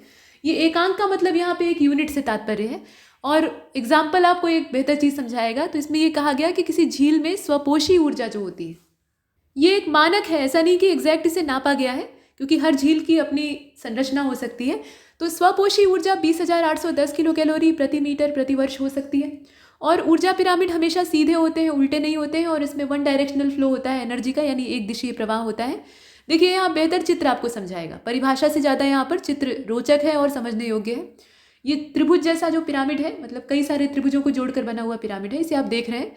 और इसमें अपर्दक ये सबसे ऊपर यहाँ दिखाई दे रहे हैं। कुल मिलाकर सबसे नीचे आप देखिए, पहले प्राथमिक उत्पादक जो है वो 100% प्राप्त कर रहे हैं। मान लीजिए कि 100% उन्हें प्राप्त हो रहा है, हालांकि ऐसा नहीं होता है। जो सौर ऊर्जा हमें प्राप्त होती है, यानी हमारे इकोसिस्टम में आती है, उसका भी एक छोटा हिस्सा ही हरे पौधों को प्राप्त होता है। लेकिन उसे अगर हम 100% मान लेते हैं तो उसका सिर्फ 10% ये प्राथमिक उपभोक्ता प्राप्त करते हैं, और उस 10% का भी सिर्फ 1% जो द्वितीयक उपभोक्ता है उनको प्राप्त होता है, और उस 1% का भी 0.1% जो है वो तृतीयक को प्राप्त होता है। और जितना आप ऊपर जाएंगे ये कम होता जाएगा। तो जो शीर्ष परभक्षी हैं उनको सिर्फ 0.01% यानी बहुत थोड़ी सी मात्रा प्राप्त होती है। ऐसा नहीं है कि उन्हें ऊर्जा की कमी का सामना करना पड़ता है, वो उतनी ही ऊर्जा को प्राप्त करते हैं और उससे पोषण प्राप्त करते हैं। सौर ऊर्जा इसमें प्राप्त होती है हरे पौधों को, और ऊष्मा के रूप में ऊर्जा का ह्रास होता है। अपर्दक इसमें अपनी भूमिका निभाते हैं, क्योंकि ऐसा नहीं है कि ये सतत चलती रहेगी, बीच में से बहुत सारे ऑर्गेनिज्म जो है उनकी मृत्यु होगी, और मृत शरीर का अपघटन वो करेंगे, मतलब अपर्दक करेंगे, तो ऊर्जा का कुछ लेवल उन्हें भी प्राप्त होगा। तो ये चलता रहता है। पुनर्चक्रित पोषक तत्व एक बार फिर से इन्वायरमेंट को प्राप्त हो जाते हैं। ऐसे हमारा ऊर्जा पिरामिड चलता है, और ये याद रखिएगा कि हमेशा सीधा होता है। अब अगला जो मुद्दा है, यहाँ तक तो हमने खाद्य श्रृंखला, खाद्य जाल और पिरामिडों को समझा है, जो कि बेसिक डिफिनीशन में ही आता है। पारिस्थितिकी दक्षता को देखते हैं। तो दक्षता का मतलब होता है कि आप कितने दक्ष हैं, यानी कितने कुशल हैं, किसी काम को आप कितने परफेक्शन के साथ कर पा रहे हैं। तो पारितंत्र की भी या पारिस्थितिकी तंत्र की भी अपनी दक्षता होती है। अब इसमें पोषण संरचना से ये क्लियर हो जाता है कि क्रमवर्ती पोषण स्तर में ऊर्जा का ह्रास होता है। मतलब ऊर्जा जैसे जैसे हम ऊपर जाते हैं वैसे वैसे कम होती जाती है। तो इसके 2 कारण हैं। ये चीज़ें पुरानी हो गई हैं, यहाँ फिर से दी हुई हैं कि प्रत्येक पोषण स्तर में उपलब्ध ऊर्जा का एक भाग, ये ध्यान दीजिएगा, श्वसन के रूप में नष्ट हो जाता है। श्वसन जब हम करते हैं तो भी ऊर्जा वहाँ नष्ट होती है, और उपापचयी क्रियाएं उसी श्वसन के माध्यम से चलती हैं। मतलब आप मोटे तौर पे सांस न लें तो मरेंगे तो है ही, और दूसरी बात यह है कि डाइजेशन भी आपका नहीं होगा। जो भोजन का अंदर पाचन होता है उसमें भी श्वसन आपका सहायता करता है। कुल मिलाकर ऑक्सीजन की जो रिक्वायरमेंट, तो ये श्वसन में नष्ट हो जाता है, उपापचयी क्रियाओं में लग जाता है। और ऊर्जा का एक भाग हमेशा रूपांतरण में खर्च होता है। जब ट्रांसफर होता है एनर्जी का एक फॉर्म से दूसरे फॉर्म में, तो कुछ हिस्सा दूसरे रूप में जनरेट होता है, जैसे कि यहाँ ऊष्मीय ऊर्जा के रूप में ये बाहर निकल जाती है, और जो निकल जाती है वो फिर रिवर्स नहीं होती है। तो निम्नतर पोषण स्तर के द्वारा प्राप्त की गई ऊर्जा उच्चतर पोषण स्तर के द्वारा जो स्थानांतरित होने वाली ऊर्जा है उसके अनुपात में अगर देखी जाए, मतलब दोनों का हम रेशियो निकाल लें, सबसे जो नीचे वाला पोषण स्तर है और जो सबसे ऊपर वाला पोषण स्तर है, दोनों की ऊर्जाओं का अगर हम रेशियो निकाल लें तो हमें प्राप्त होती है दक्षता, कि पारिस्थितिकी तंत्र कितना दक्ष है। और पारिस्थितिकी दक्षताओं को सबसे पहले 1942 में देखा गया था लिंडमैन के द्वारा। लिंडमैन ने इस पर कैलकुलेशन किया था और इसकी डिफिनीशन दी थी। 10% का नियम भी उन्होंने ही दिया था, जिसमें कि उन्होंने बताया कि ऊर्जा का ह्रास कैसे होता है। इसमें ये बताया गया कि स्वपोषी जो है वो 100 कैलोरी का उत्पादन अगर कर लेते हैं तो उसका सिर्फ 10 कैलोरी ही जो है वो शाकाहारियों में जाएगा, और उसमें से एक जो है वो आगे वाले यानी मांसाहारियों में जाएगा। ऐसे ही चलता है। हालांकि पारितंत्र अलग अलग प्रकार के होते हैं, मतलब ऐसा नहीं है कि हर पारितंत्र का स्वभाव एक जैसा हो या उसमें एक ही तरह के जीव पाए जाते हों, तो इसलिए थोड़ा सा अंतर आ सकता है। लेकिन पारिस्थितिकी दक्षताओं का परास ज़्यादा नहीं होता है, 5 से लेकर 35% के बीच में ये घूमता रहता है। पारिस्थितिकी दक्षता को लिंडमैन दक्षता भी कहा जाता है। क्यों कहा जाता है? क्योंकि इसे देने वाले लिंडमैन ही थे। अब यहाँ जो चित्र बना है उसमें आपको दिखाया जा रहा है कि दक्षता कैसी है, और इस दक्षता का पिरामिड आप पीछे ही देख चुके हैं जब आपने ऊर्जा पिरामिड को देखा था। और ऊर्जा पिरामिड से ही यह पारिस्थितिकी दक्षता जुड़ी हुई है, क्योंकि दक्षता का मतलब है कि आप कार्य कर रहे हैं और कार्य में ही आप कितने कुशल हैं ये देखा जा रहा है। तो कार्य करने के लिए ऊर्जा की आवश्यकता होती है, और ऊर्जा जो है वो सौर ऊर्जा है। तो ऊर्जा पिरामिड को आपने पढ़ा है तो वही चीज़, सेम चीज़ यहाँ पर दी हुई है। इसमें ये दर्शाया गया है कि नीचे के लेवल में कितनी ज़्यादा मात्रा में, मान लीजिए 100% एनर्जी है तो उसका सिर्फ 10% प्राइमरी प्रोड्यूसर से प्राइमरी कंज्यूमर में ट्रांसफर हो रहा है, और जो प्राइमरी कंज्यूमर है उनको खाकर जो सेकेंडरी कंज्यूमर अपना पेट भर रहे हैं तो उसका सिर्फ 1% उन्हें प्राप्त हो रहा है, बाकी हीट के रूप में बर्बाद हो रहा है, या फिर उनका जो मेटाबॉलिज्म है उसमें खर्च हो रहा है। इसके बाद थर्ड लेवल जो है कंज्यूमर्स का, वहाँ 0.1% वहाँ तक ऊर्जा पहुँच रही है, फिर 0.01% हो जा रहा है। तो ऐसे चलता रहता है। मतलब सूर्य के द्वारा ऊर्जा प्राप्त होती है, उसे हम अपने उपापचय में नष्ट करते हैं, उसके अलावा जब ट्रांसफ़र करते हैं तो वो ऊष्मीय ऊर्जा के रूप में बर्बाद हो जाती है। डिकम्पोजर्स इसमें हर लेवल में जुड़े हुए हैं, तो उनको हम देखेंगे। अब आगे चलते हैं। यहाँ तक हमने पर्यावरण पर चर्चा की है, और यहाँ से मोड चेंज कर लेते हैं। एक जैसे विषय पढ़ने पर उबन होती है, तो थोड़ा थोड़ा बदल बदल कर पढ़ना चाहिए, और इसीलिए इस मॉड्यूल को मिक्स रखा गया है। इसमें बहुत सारे सब्जेक्ट हैं। तो अभी देखते हैं आर्ट एंड कल्चर को। कला और संस्कृति में हमने संगीत का परिचय प्राप्त किया था। आप जानते हैं हिंदुस्तानी और शास्त्रीय संगीत, माफ कीजिए, शास्त्रीय संगीत की दो विधाओं हिंदुस्तानी और कर्नाटक संगीत को हमने देखा था। उत्तर भारत जो था वहाँ हिंदुस्तानी संगीत पनपा क्या, बल्कि ये कहना चाहिए कि शास्त्रीय संगीत का ही संक्रमण हो गया, बाहरी जो आक्रमण हुए थे या बाहरी आने वालों से, तो इसका स्वरूप ऐसा हो गया जिसे आज हम हिंदुस्तानी संगीत कहते हैं। और दक्षिण में संस्कृतियाँ लंबे समय तक अछूती रहीं, तो उनका जो सांस्कृतिक स्वरूप था वो जस का तस बना रहा, मतलब जैसा अपना देशी कल्चर है वैसा बना रहा। तो वो बना कर्नाटक संगीत, बाद में कर्नाटक क्षेत्र का था तो इसलिए कर्नाटक संगीत कहा गया, और उसमें ज़्यादा परिवर्तन की गुंजाइश नहीं होती है। तो ये सब हमने जान लिया था। अब यहाँ शास्त्रीय और लोक संगीत के समागम की बात हो रही है।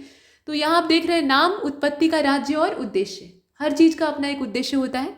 तो पहले आप देखिए अभंगा लिखा हुआ है, लेकिन उसको हम कहते हैं अभंग। असल में जब आप अंग्रेजी में लिखते हैं ना, तो हर अल्फ़ाबेट के आगे उसके पूरे उच्चारण को करने के लिए, यानी पूरा अ का उच्चारण हो, इसके लिए ए लगाते हैं। तो वही मात्राएं यहाँ आ गई हैं। इसे अभंग कहा जाता है। अभंग का मतलब क्या? जिसे भंग न किया जा सके, जिसे तोड़ा न जा सके। तो ये महाराष्ट्र में प्रचलित है, महाराष्ट्र से ही निकला हुआ है, और मूल रूप से ये भगवान विठोबा की स्तुति में गाया जाता है। ठीक है, विठोबा मतलब यहाँ पे भगवान विष्णु के ही एक अवतार की बात की जा रही है। तुकाराम और नामदेव जैसे जो नामचीन संत थे वो इस प्रकार के अभंग गाया करते थे। और फिर आती है भटियाली। ये पश्चिम बंगाल की है। यहाँ आप देख रहे हैं प्राकृतिक और दैनिक जीवन के बारे में मल्लाहों के द्वारा इसको गाया जाता है। जो नाव चलाने वाले, नाव खेने वाले केवट होते हैं, वो इसको गाते हैं। चूँकि एक ढर्रे का उनका काम होता है, उससे वो ऊब जाते हैं, वही चप्पू चलाना, नाव खेना, इस पार से उस पार जाना। अब जो उसमें सवार रहते हैं यात्री, उनके लिए तो रोमांच रहता है कि वो नदी पार कर रहे हैं या फिर झील पार कर रहे हैं। लेकिन जो रोज़ वही काम कर रहा है, एक सिरे से दूसरे सिरे जा रहा है, फिर वहाँ से लौट कर आ रहा है, उसे उबन होती है। तो अपनी ऊब दूर करने के लिए वो इसे गाते हैं, भटियाली।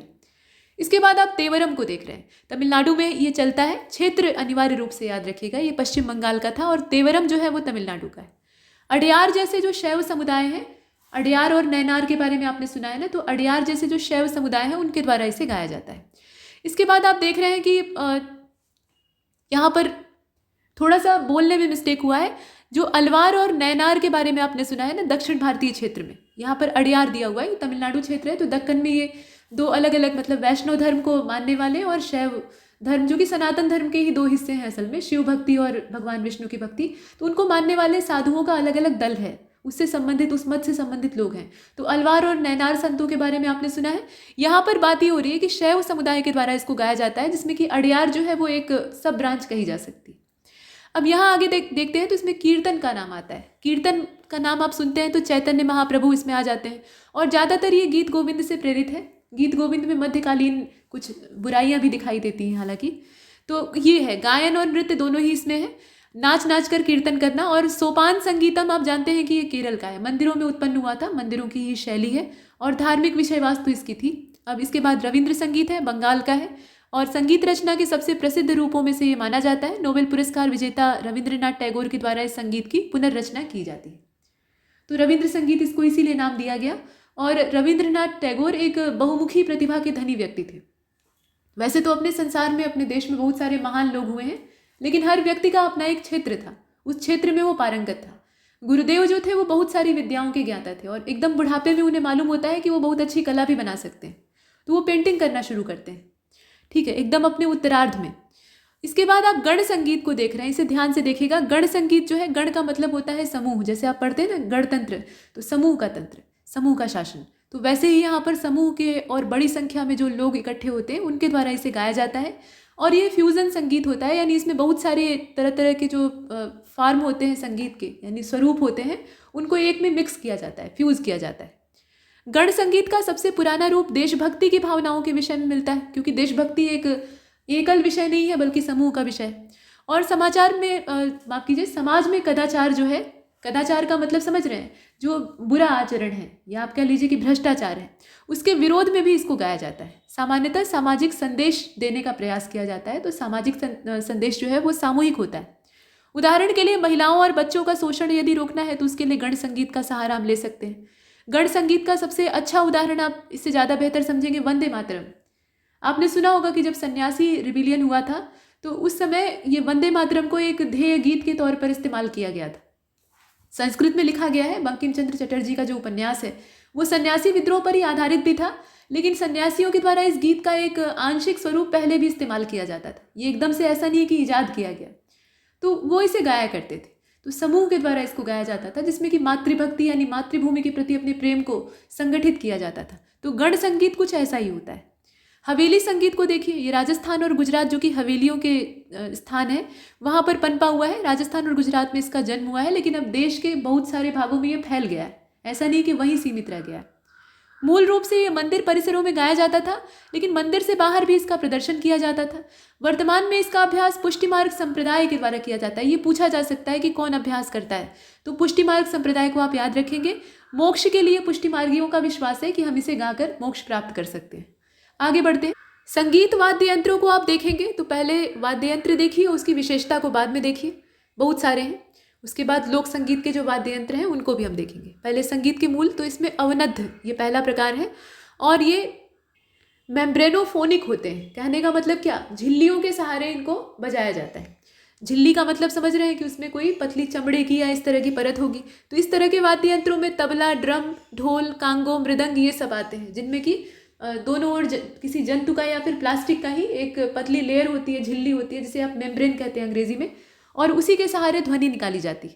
ठीक, तो ये सारे यंत्र उसी श्रेणी में आते हैं।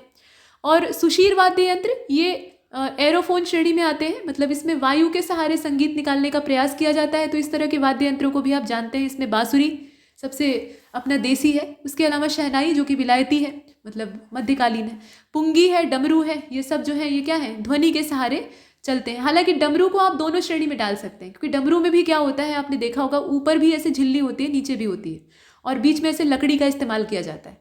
तो ऊपर नीचे जब वो यहाँ पे बधी हुई रस्सी में एक बॉब यानी छोटा सा गोलक लगा रहता है। जब उसे हिलाया जाता है दोनों ओर से तो ये यहाँ पर थाप देता है, टकराता है तो डम डम की ध्वनि निकलती है। शंकर जी को आपने बजाते हुए देखा होगा, नहीं तो एक डमरू खरीद कर बजा कर देखिएगा। ठीक है, तो उसमें दोनों ही चीज़ें इस्तेमाल होती हैं, मतलब अवनद्ध वाला भी इस्तेमाल होता है और सुशीर भी इस्तेमाल होता है। फिलहाल घन वाद्य को देखते हैं। तो घन वाद्य में नॉन ड्रम वाली आघात शैली का इस्तेमाल किया जाता है, मतलब किसी तरह की ट्यूनिंग उसमें आवश्यक नहीं होती है।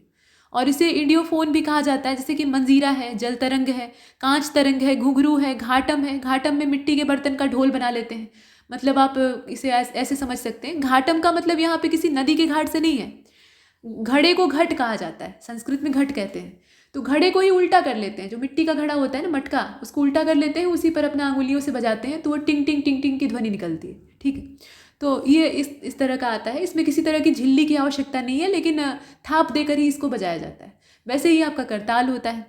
तत्वाद्य यंत्र जो है ये यहाँ आप देख रहे हैं, ये कॉर्ड की मदद से बजाए जाते हैं, मतलब स्ट्रिंग पर आधारित होते हैं। स्ट्रिंग का मतलब यह है कि तार होती हैं, तार अलग अलग वाद्य यंत्रों में जुड़े रहते हैं और उनका सहारा लेकर इसे बजाया जाता है। तो इसमें बहुत तरह की वैरायटी होती है। एक तो धनुषाकार है, दूसरा प्लेक्टोरल है। इसमें देखिए वाद्य यंत्र में जो धनुषाकार होते हैं, इसमें आर पार धनुष चलाकर निकाली जाती जो ध्वनियाँ हैं वो सुनाई देती हैं। एग्जाम्पल के तौर पे सारंगी है, या दिलरुबा बाजा होता है जिसको कि ऐसराज भी कहा जाता है, और वायलिन भी इसी प्रकार का वाद्य है, आपने देखा होगा। तार के सहारे कुल मिलाकर ध्वनि निकलती है।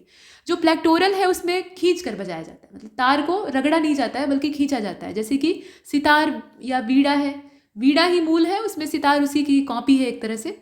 उसके बाद तानपुरा भी कुछ इसी प्रकार का होता है। गिटार जो कि विदेशी वर्जन है वो भी ऐसा ही होता है।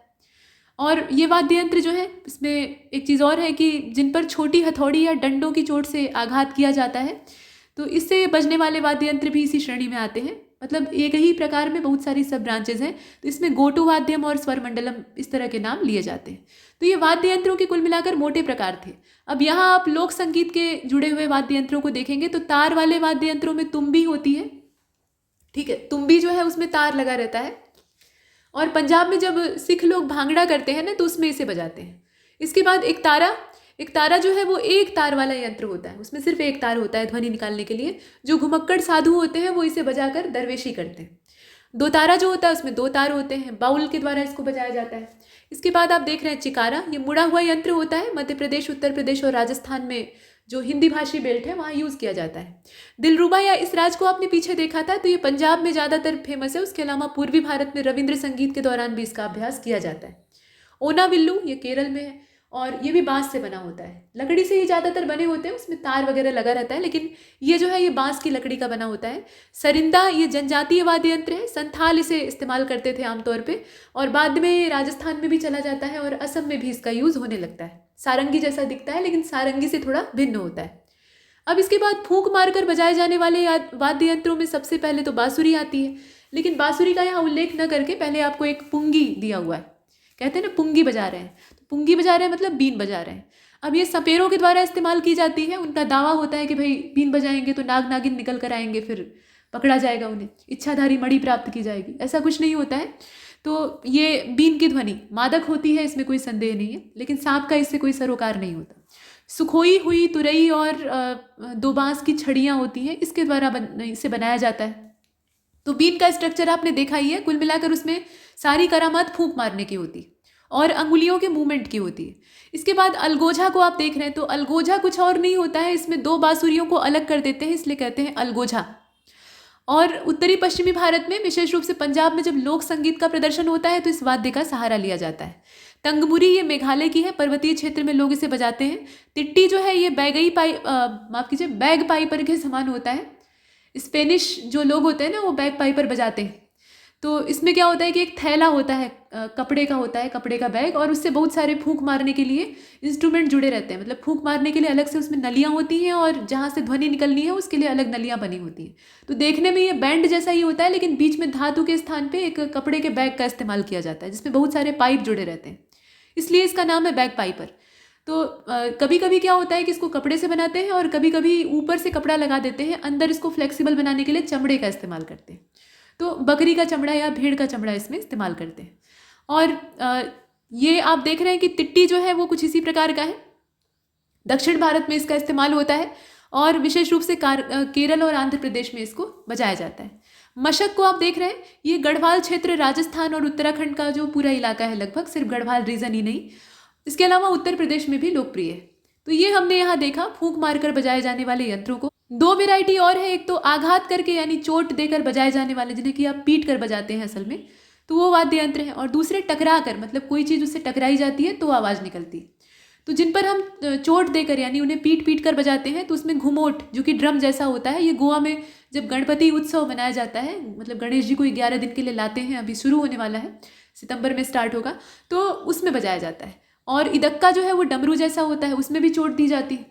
जबकि उदुकई जो है वो बालू घड़ी के आकार का होता है, डमरू जैसा देखने में लगता है, दूर से उसे देखने पे लगेगा कि डमरू है, और उसका प्रचलन तमिलनाडु में होता है। क्षेत्र याद रखिएगा इसमें। संबल भी ड्रम जैसा ही होता है, महाराष्ट्र का जो कोंकण रीजन है वहाँ छड़ियों से इसको बनाया जाता है। जबकि तमक जो है वो संथाल जनजाति के 2 सिरों वाला एक महत्वपूर्ण वाद्य यंत्र है, जो कि ड्रम स्टिक से बजाया जाता है।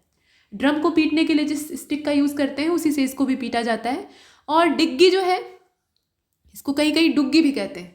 आमतौर पे पहले जब किसी के घर की कुड़ की नीलामी होने लगती थी तो उसमें डुग्गी बजाते थे, डुग्गी बजा के बुलाते थे लोगों को और फिर बेइज्जत करके वहाँ नीलाम करते थे सब कुछ। और अभी भी ऐसा होता है, लेकिन अब वो चलन लगभग ख़त्म हो चुका है। तो ये डिग्गी जो है ये लोक ढोलक होती है, और आमतौर पे लोगों को इकट्ठा करना, लोगों को जुटाना और सुनाना, ये इसका उद्देश्य होता है। तो पीट कर ये भी बजाई जाती है। इसके बाद टकराने से जहाँ ध्वनि उत्पन्न होती है उसमें चिमटा को आप देख रहे हैं, ठीक है, चिमटा को देख रहे हैं। इसमें आग में प्रयोग किया जाने वाला जो चिमटा है उसी से ये विकसित हुआ है, रोटियां पकड़ने के लिए और आग पर से उतारने के लिए जिस चिमटे का हम यूज़ करते हैं, तो वहीं से ये निकल कर आया है। बाद में संगीत के लिए स्पेशल चिमटा बनने लगा। जो रोटी वाला चिमटा है उसको भी अगर आप बजाइएगा तो बढ़िया म्यूजिक निकलता है, तो वैसा ही होता है। पंजाब में इसका इस्तेमाल करते हैं, बड़े बड़े होते हैं चिमटे। घड़े का इस्तेमाल करते हैं, घड़े को उल्टा करके बजाते हैं, और जल तरंग बजाना कहते हैं उसको।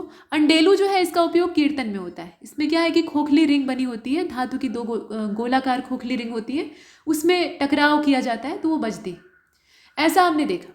अब संगीत का आधुनिक विकास देख लेते हैं। ये तो हमने बाजों के बारे में देखा, तो ये सारी चीज़ें हमने पीछे देखी थी। गंधर्व महाविद्यालय और प्रयाग संगीत समिति, संगीत नाटक एकेडमी, उन्हीं के बारे में थोड़ी सी और इन्फॉर्मेशन है। तो बीडी पलुष्कर जो है वो आने वाली पीढ़ियों के लिए भारतीय संस्कृति के इस संगीत के भाव को सुरक्षित रखने के लिए शुरू करते हैं। तो संगीत और नृत्य के शिक्षण और ज्ञान के संचरण के उद्देश्य से 1901 में इस विद्यालय को स्थापित किया जाता है। ये जो है ये गंधर्व महाविद्यालय है। शुरुआत में इसको लाहौर में खोला जाता है, लेकिन बाद में 1915 में ये मुंबई में ट्रांसफ़र कर दिया जाता है। तो शुरुआती लाहौर का है, बाद में मुंबई का है। और इस महाविद्यालय में संगीत के हिंदुस्तानी और कर्नाटक, ध्यान दीजिएगा, हिंदुस्तानी और कर्नाटक दोनों ही शास्त्रीय रूपों पर फोकस किया जाता है, मतलब दोनों को ही समान महत्व दिया जाता है। प्रयाग संगीत समिति को अगर देखें तो ये 1926 की है। हिंदुस्तानी शैली का जो संगीत है उसकी शिक्षा प्रदान करने के लिए इसको स्थापित किया गया था। कहाँ किया गया था ये बताने की आवश्यकता है नहीं। संगीत नाटक एकेडमी को आप देख रहे हैं यहाँ एक क्रम से। तो संगीत नाटक एकेडमी 1952 की है, भारत सरकार के द्वारा कला के लिए स्थापित ये पहली राष्ट्रीय एकेडमी थी, और भारत में संगीत, नाटक और नृत्य के लिए व्यवस्था का निर्माण करने पर इसका पूरा केंद्रण रहता है। मेरिट संगीत महाविद्यालय 1926 में स्थापित हुआ था। विष्णु नारायण भातखंडे इसको स्थापित करते हैं, और प्रमुख संस्थान शास्त्रीय संगीत सिखाने वाले जो हैं उसमें इसे गिना जाता है। इस विश्वविद्यालय की, ये महाविद्यालय है असल में, विश्वविद्यालय नहीं है, तो इस महाविद्यालय की स्थापना करने के लिए वो अपने मूल स्थान लखनऊ वापस चले आए थे, ये एक बात है। और स्पिक मैके से आपने सुना होगा, इसका पूरा नाम है युवाओं के मध्य भारतीय शास्त्रीय संगीत और संस्कृति का संवर्धन करने हेतु सोसाइटी, मतलब इंग्लिश में इसका शॉर्टकट यहाँ दिया हुआ है। 1977 में किरण सेठ के द्वारा इस समुदाय की स्थापना की गई थी, और इसका भी उद्देश्य संगीत को पोषण देना है। अब एग्रीकल्चर से जुड़े हुए कुछ महत्वपूर्ण तथ्यों को देख लेते हैं। कृषि भी एक महत्वपूर्ण हिस्सा है, इससे प्रश्नों की तादाद आजकल बढ़ती जा रही है। तो फसलें और उनकी किस्में, ये आयोग का एक फेवरेट सेक्टर है जहाँ से प्रश्न लगातार पूछे जाते हैं, और इसमें मुश्किल ये होती है कि याद करना कठिन हो जाता है, आपस में ये एक में मिक्स होने लगता है। तो इसके लिए एक ही विकल्प है कि बार बार इसको पढ़िए, बार बार पढ़ने से ही ये दिमाग में रहेगा। चने की जो महत्वपूर्ण किस्में हैं, वैसे तो अनंत वैरायटी हैं, उसमें कोई गिनती नहीं है, लेकिन जो जानने योग्य है उसमें गौरव, अजय, अतुल, पूसा, ये आप देख रहे हैं ना, गौरव, अजय, अतुल, पूसा 208, पूसा 209, पंत जी, ये भी चने का ही एक नाम है, और ये 114 नंबर का है। ये सब लैब में रखे हुए नाम होते हैं, तो इसमें नंबर जुड़ जाते हैं। और RS11 जो है वो भी चने की ही एक वैरायटी। इसके बाद मटर को आप देख रहे हैं, तो एक रचना मटर है, दूसरी स्वर्ण रेखा मटर है। यहाँ आप स्वर्ण रेखा मटर को देख रहे हैं। इसके बाद BL1 है, ऑर्किल है। ये ऑर्किल को गांव में अर्किल कहा जाता है, और इसके दाने काफ़ी बड़े बड़े होते हैं, लेकिन इसकी बुराई ये होती है कि इसमें स्वाद बहुत मिठास वाला होता है। तो अगर आप इसका ऐसे भुना हुआ दाना खाना चाहते हैं तो ठीक है, लेकिन सब्जी में डालने पर ऐसा लगेगा कि चीनी पड़ी हुई है। तो ये अर्किल मटर है। उसके बाद बीने विले और जवाहर मटर भी आते हैं। देसी मटर जो होती है उसमें मिठास कम होती है और प्रोटीन का जो लेवल है वो भी कम पाया जाता है। इसके बाद अरहर को आप देख रहे हैं तो इसमें प्रभाव, शारदा, मुक्ता, इस तरह की प्रजातियां आती हैं। सोयाबीन की प्रजातियों में हार्डिली है, क्लार्क 63 है, यहाँ आप नाम देख रहे हैं। पंजाब, ये नाम है, असल में प्रांत का नाम नहीं बल्कि सोयाबीन की एक प्रजाति का नाम है। अंकुर है, ब्रैग है, अलंकार और शिलाजीत, ये भी सब सोयाबीन की प्रजातियों के नाम। इसके बाद आगे चलते हैं। शिलाजीत नाम क्यों रखा गया? शिलाजीत के पीछे एक लोगों के दिमाग में रहता है कि बहुत ताकतवर पदार्थ है। तो यहाँ ये जो सोयाबीन का इस प्रकार का नमूना है, इसमें प्रोटीन की मात्रा ज़्यादा होती है। वैसे उच्च प्रोटीन सोयाबीन में वैसे भी पाया जाता है, तो इस वजह से इसका नाम पड़ गया शिलाजीत। इसके बाद आप देखें सरसों की प्रजातियों को, तो सरसों की प्रजातियों में वरुणा, शेखर, प्रकाश, कांति, लाहा, ये आप देखें, दुर्गामणि, संगम, सुफला, इस तरह की प्रजातियां हैं। मूंगफली की अर्लीनर और ज्योति, जूनागढ़, ये क्षेत्र के हिसाब से नाम रखा गया है। चंद्रा, कौशल।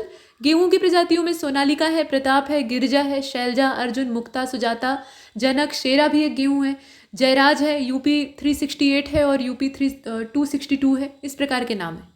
धान की प्रजातियों में IR8 है जो कि काफ़ी मोटा होता है, IR24 है, जयंती, सोना, जया, जया भी बहुत मोटा चावल होता है, और कृष्णा, विजया, पद्मा, बाला, सरस्वती, साकेत 3, साकेत 4, जगन्नाथ, जागृति, पंकज, मसूरी, और आजकल एक धान आया है टिंचू, ठीक, तो इसके भी दाने काफ़ी अच्छे होते हैं। ऐसे बहुत सारे नाम हैं। अच्छा, अब इसके बाद देखें मक्का।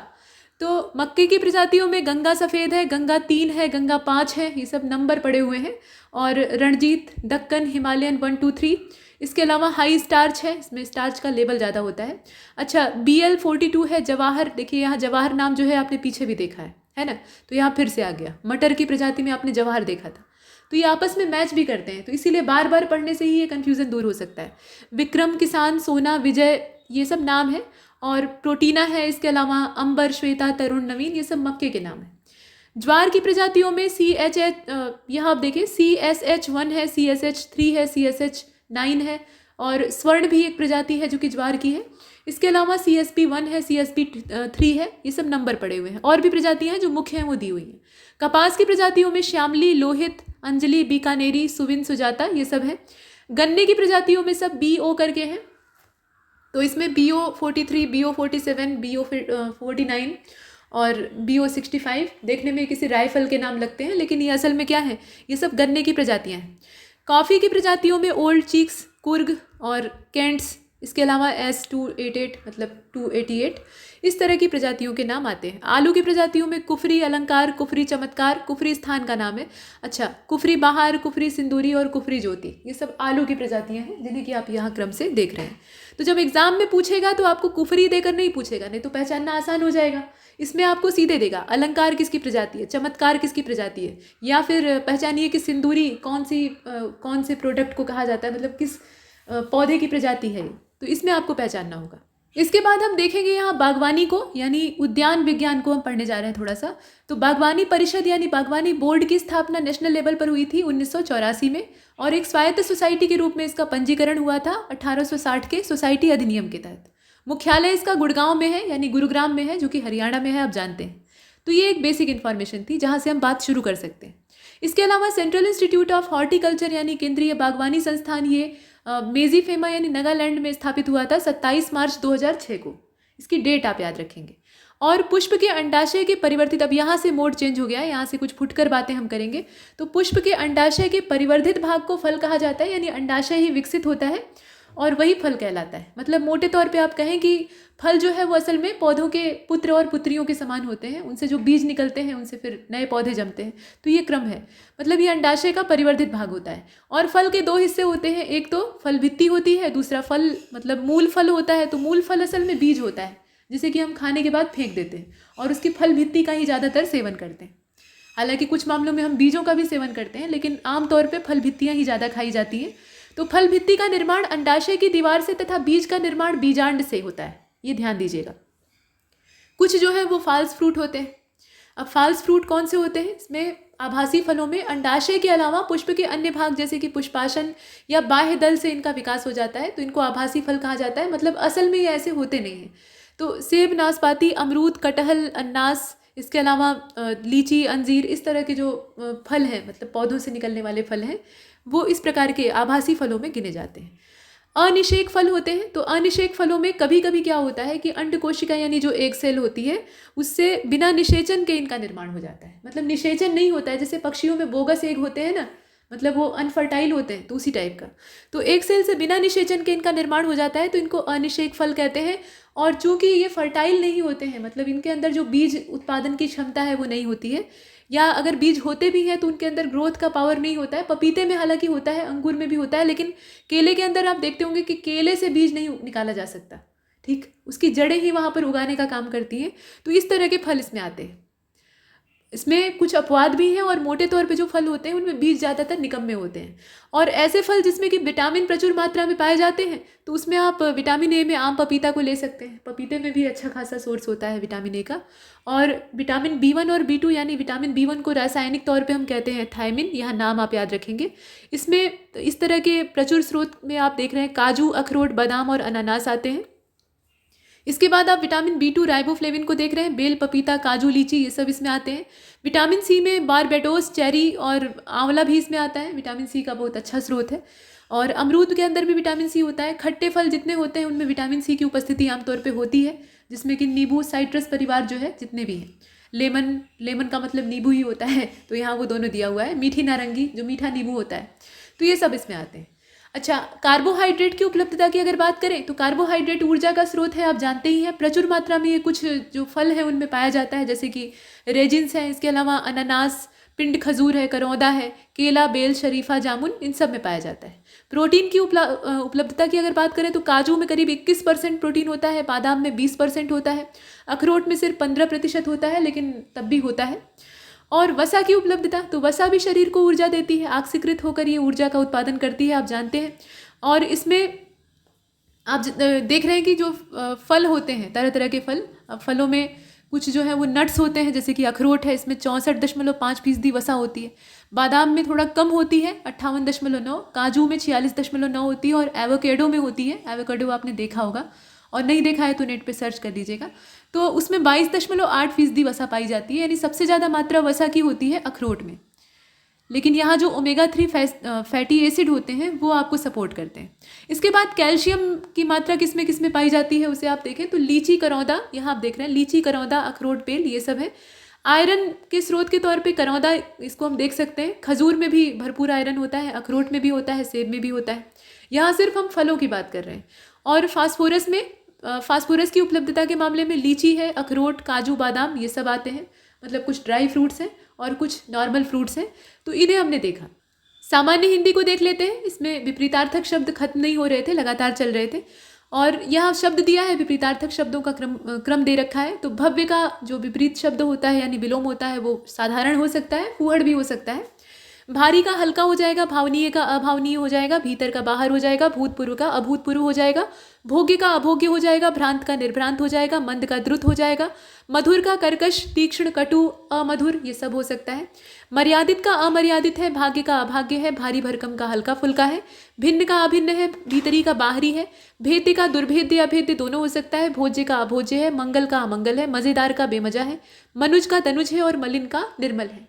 भाग्यवान का अभागा, बदकिस्मत, हतभाग्य, इनमें से जो मिल जाए उसको चुन लीजिएगा। भाव का अभाव, दुर्भाव, कुभाव सब हो सकता है, जैसी उपलब्धता हो, मतलब जैसा विकल्प आपके पास हो। भीतर का बाहर हो जाएगा, भूत का भविष्य हो जाएगा, भोगी का योगी हो जाएगा, भौतिक का आध्यात्मिक हो जाएगा, मंगलकारी का अमंगलकारी हो जाएगा, मत्त का अमत्त हो जाएगा, मनुष्य का पशु हो जाएगा और मसृण का रुक्ष हो जाएगा। मसृण मतलब मुलायम होता है, रुक्ष मतलब रूखा। इसी क्रम में आगे चलते हैं तो महत का लघु, यहाँ आप देख रहे हैं, महत मतलब बड़ा, लघु मतलब छोटा, शाब्दिक तौर पे महत्ता का लघुता हो जाएगा, उसी से बना हुआ शब्द पहचानना आसान है। महत्वपूर्ण का तुच्छ होता है, असार या गौण भी कह सकते हैं, अमहत्वपूर्ण भी लिख सकते हैं, लेकिन ऐसे विकल्प आमतौर पे नहीं मिलेंगे आपको। महात्मा का दुरात्मा हो जाएगा, महान का तुच्छ हो जाएगा, मान का अपमान हो जाएगा। मानव का दानव, मानवता का निशंसता और मानवीय का अमानवीय, मान्य का अमान्य, मार्जित का अमार्जित, मितव्ययिता का अमितव्ययिता, मित्र का शत्रु, मिथ्या का सत्य और मिलन का विच्छेद, विच्छोह या विरह हो सकता है। मतलब मिलने का बिछुड़ना उल्टा होता है, आप जानते ही हैं, तो उन्हीं को 3 रूप में दिया हुआ है। इसके बाद वही चीज़ यहाँ सरल भाषा में या आप कह लीजिए कि तद्भव रूप में दी हुई है, मिलने का बिछुड़ना। मित्र का शत्रु है, मिथ्या का सत्य है, मिश्रित का अमिश्रित है, मीठे का नमकीन, फीका दोनों हो सकता है, जैसा उपलब्ध हो वहाँ पे। मुक्त का बद्ध या बधा, मुख का पृष्ठ, मतलब मुख और पृष्ठ, ये हेड और टेल वाला कॉन्सेप्ट है। मुख्य का गौण हो जाएगा। इसके बाद मुग्ध का अमुग्ध, मुनाफे का घाटा या नुकसान, मुनासिब का नामुनासिब, मुमकिन का नामुमकिन, मुलायम का सख्त कड़ा कठोर, मुसीबत का आराम, मूक का वाचाल मुखर दोनों, मूढ़ का ज्ञानी, मूर्छित का सचेत सजग, ये सब है।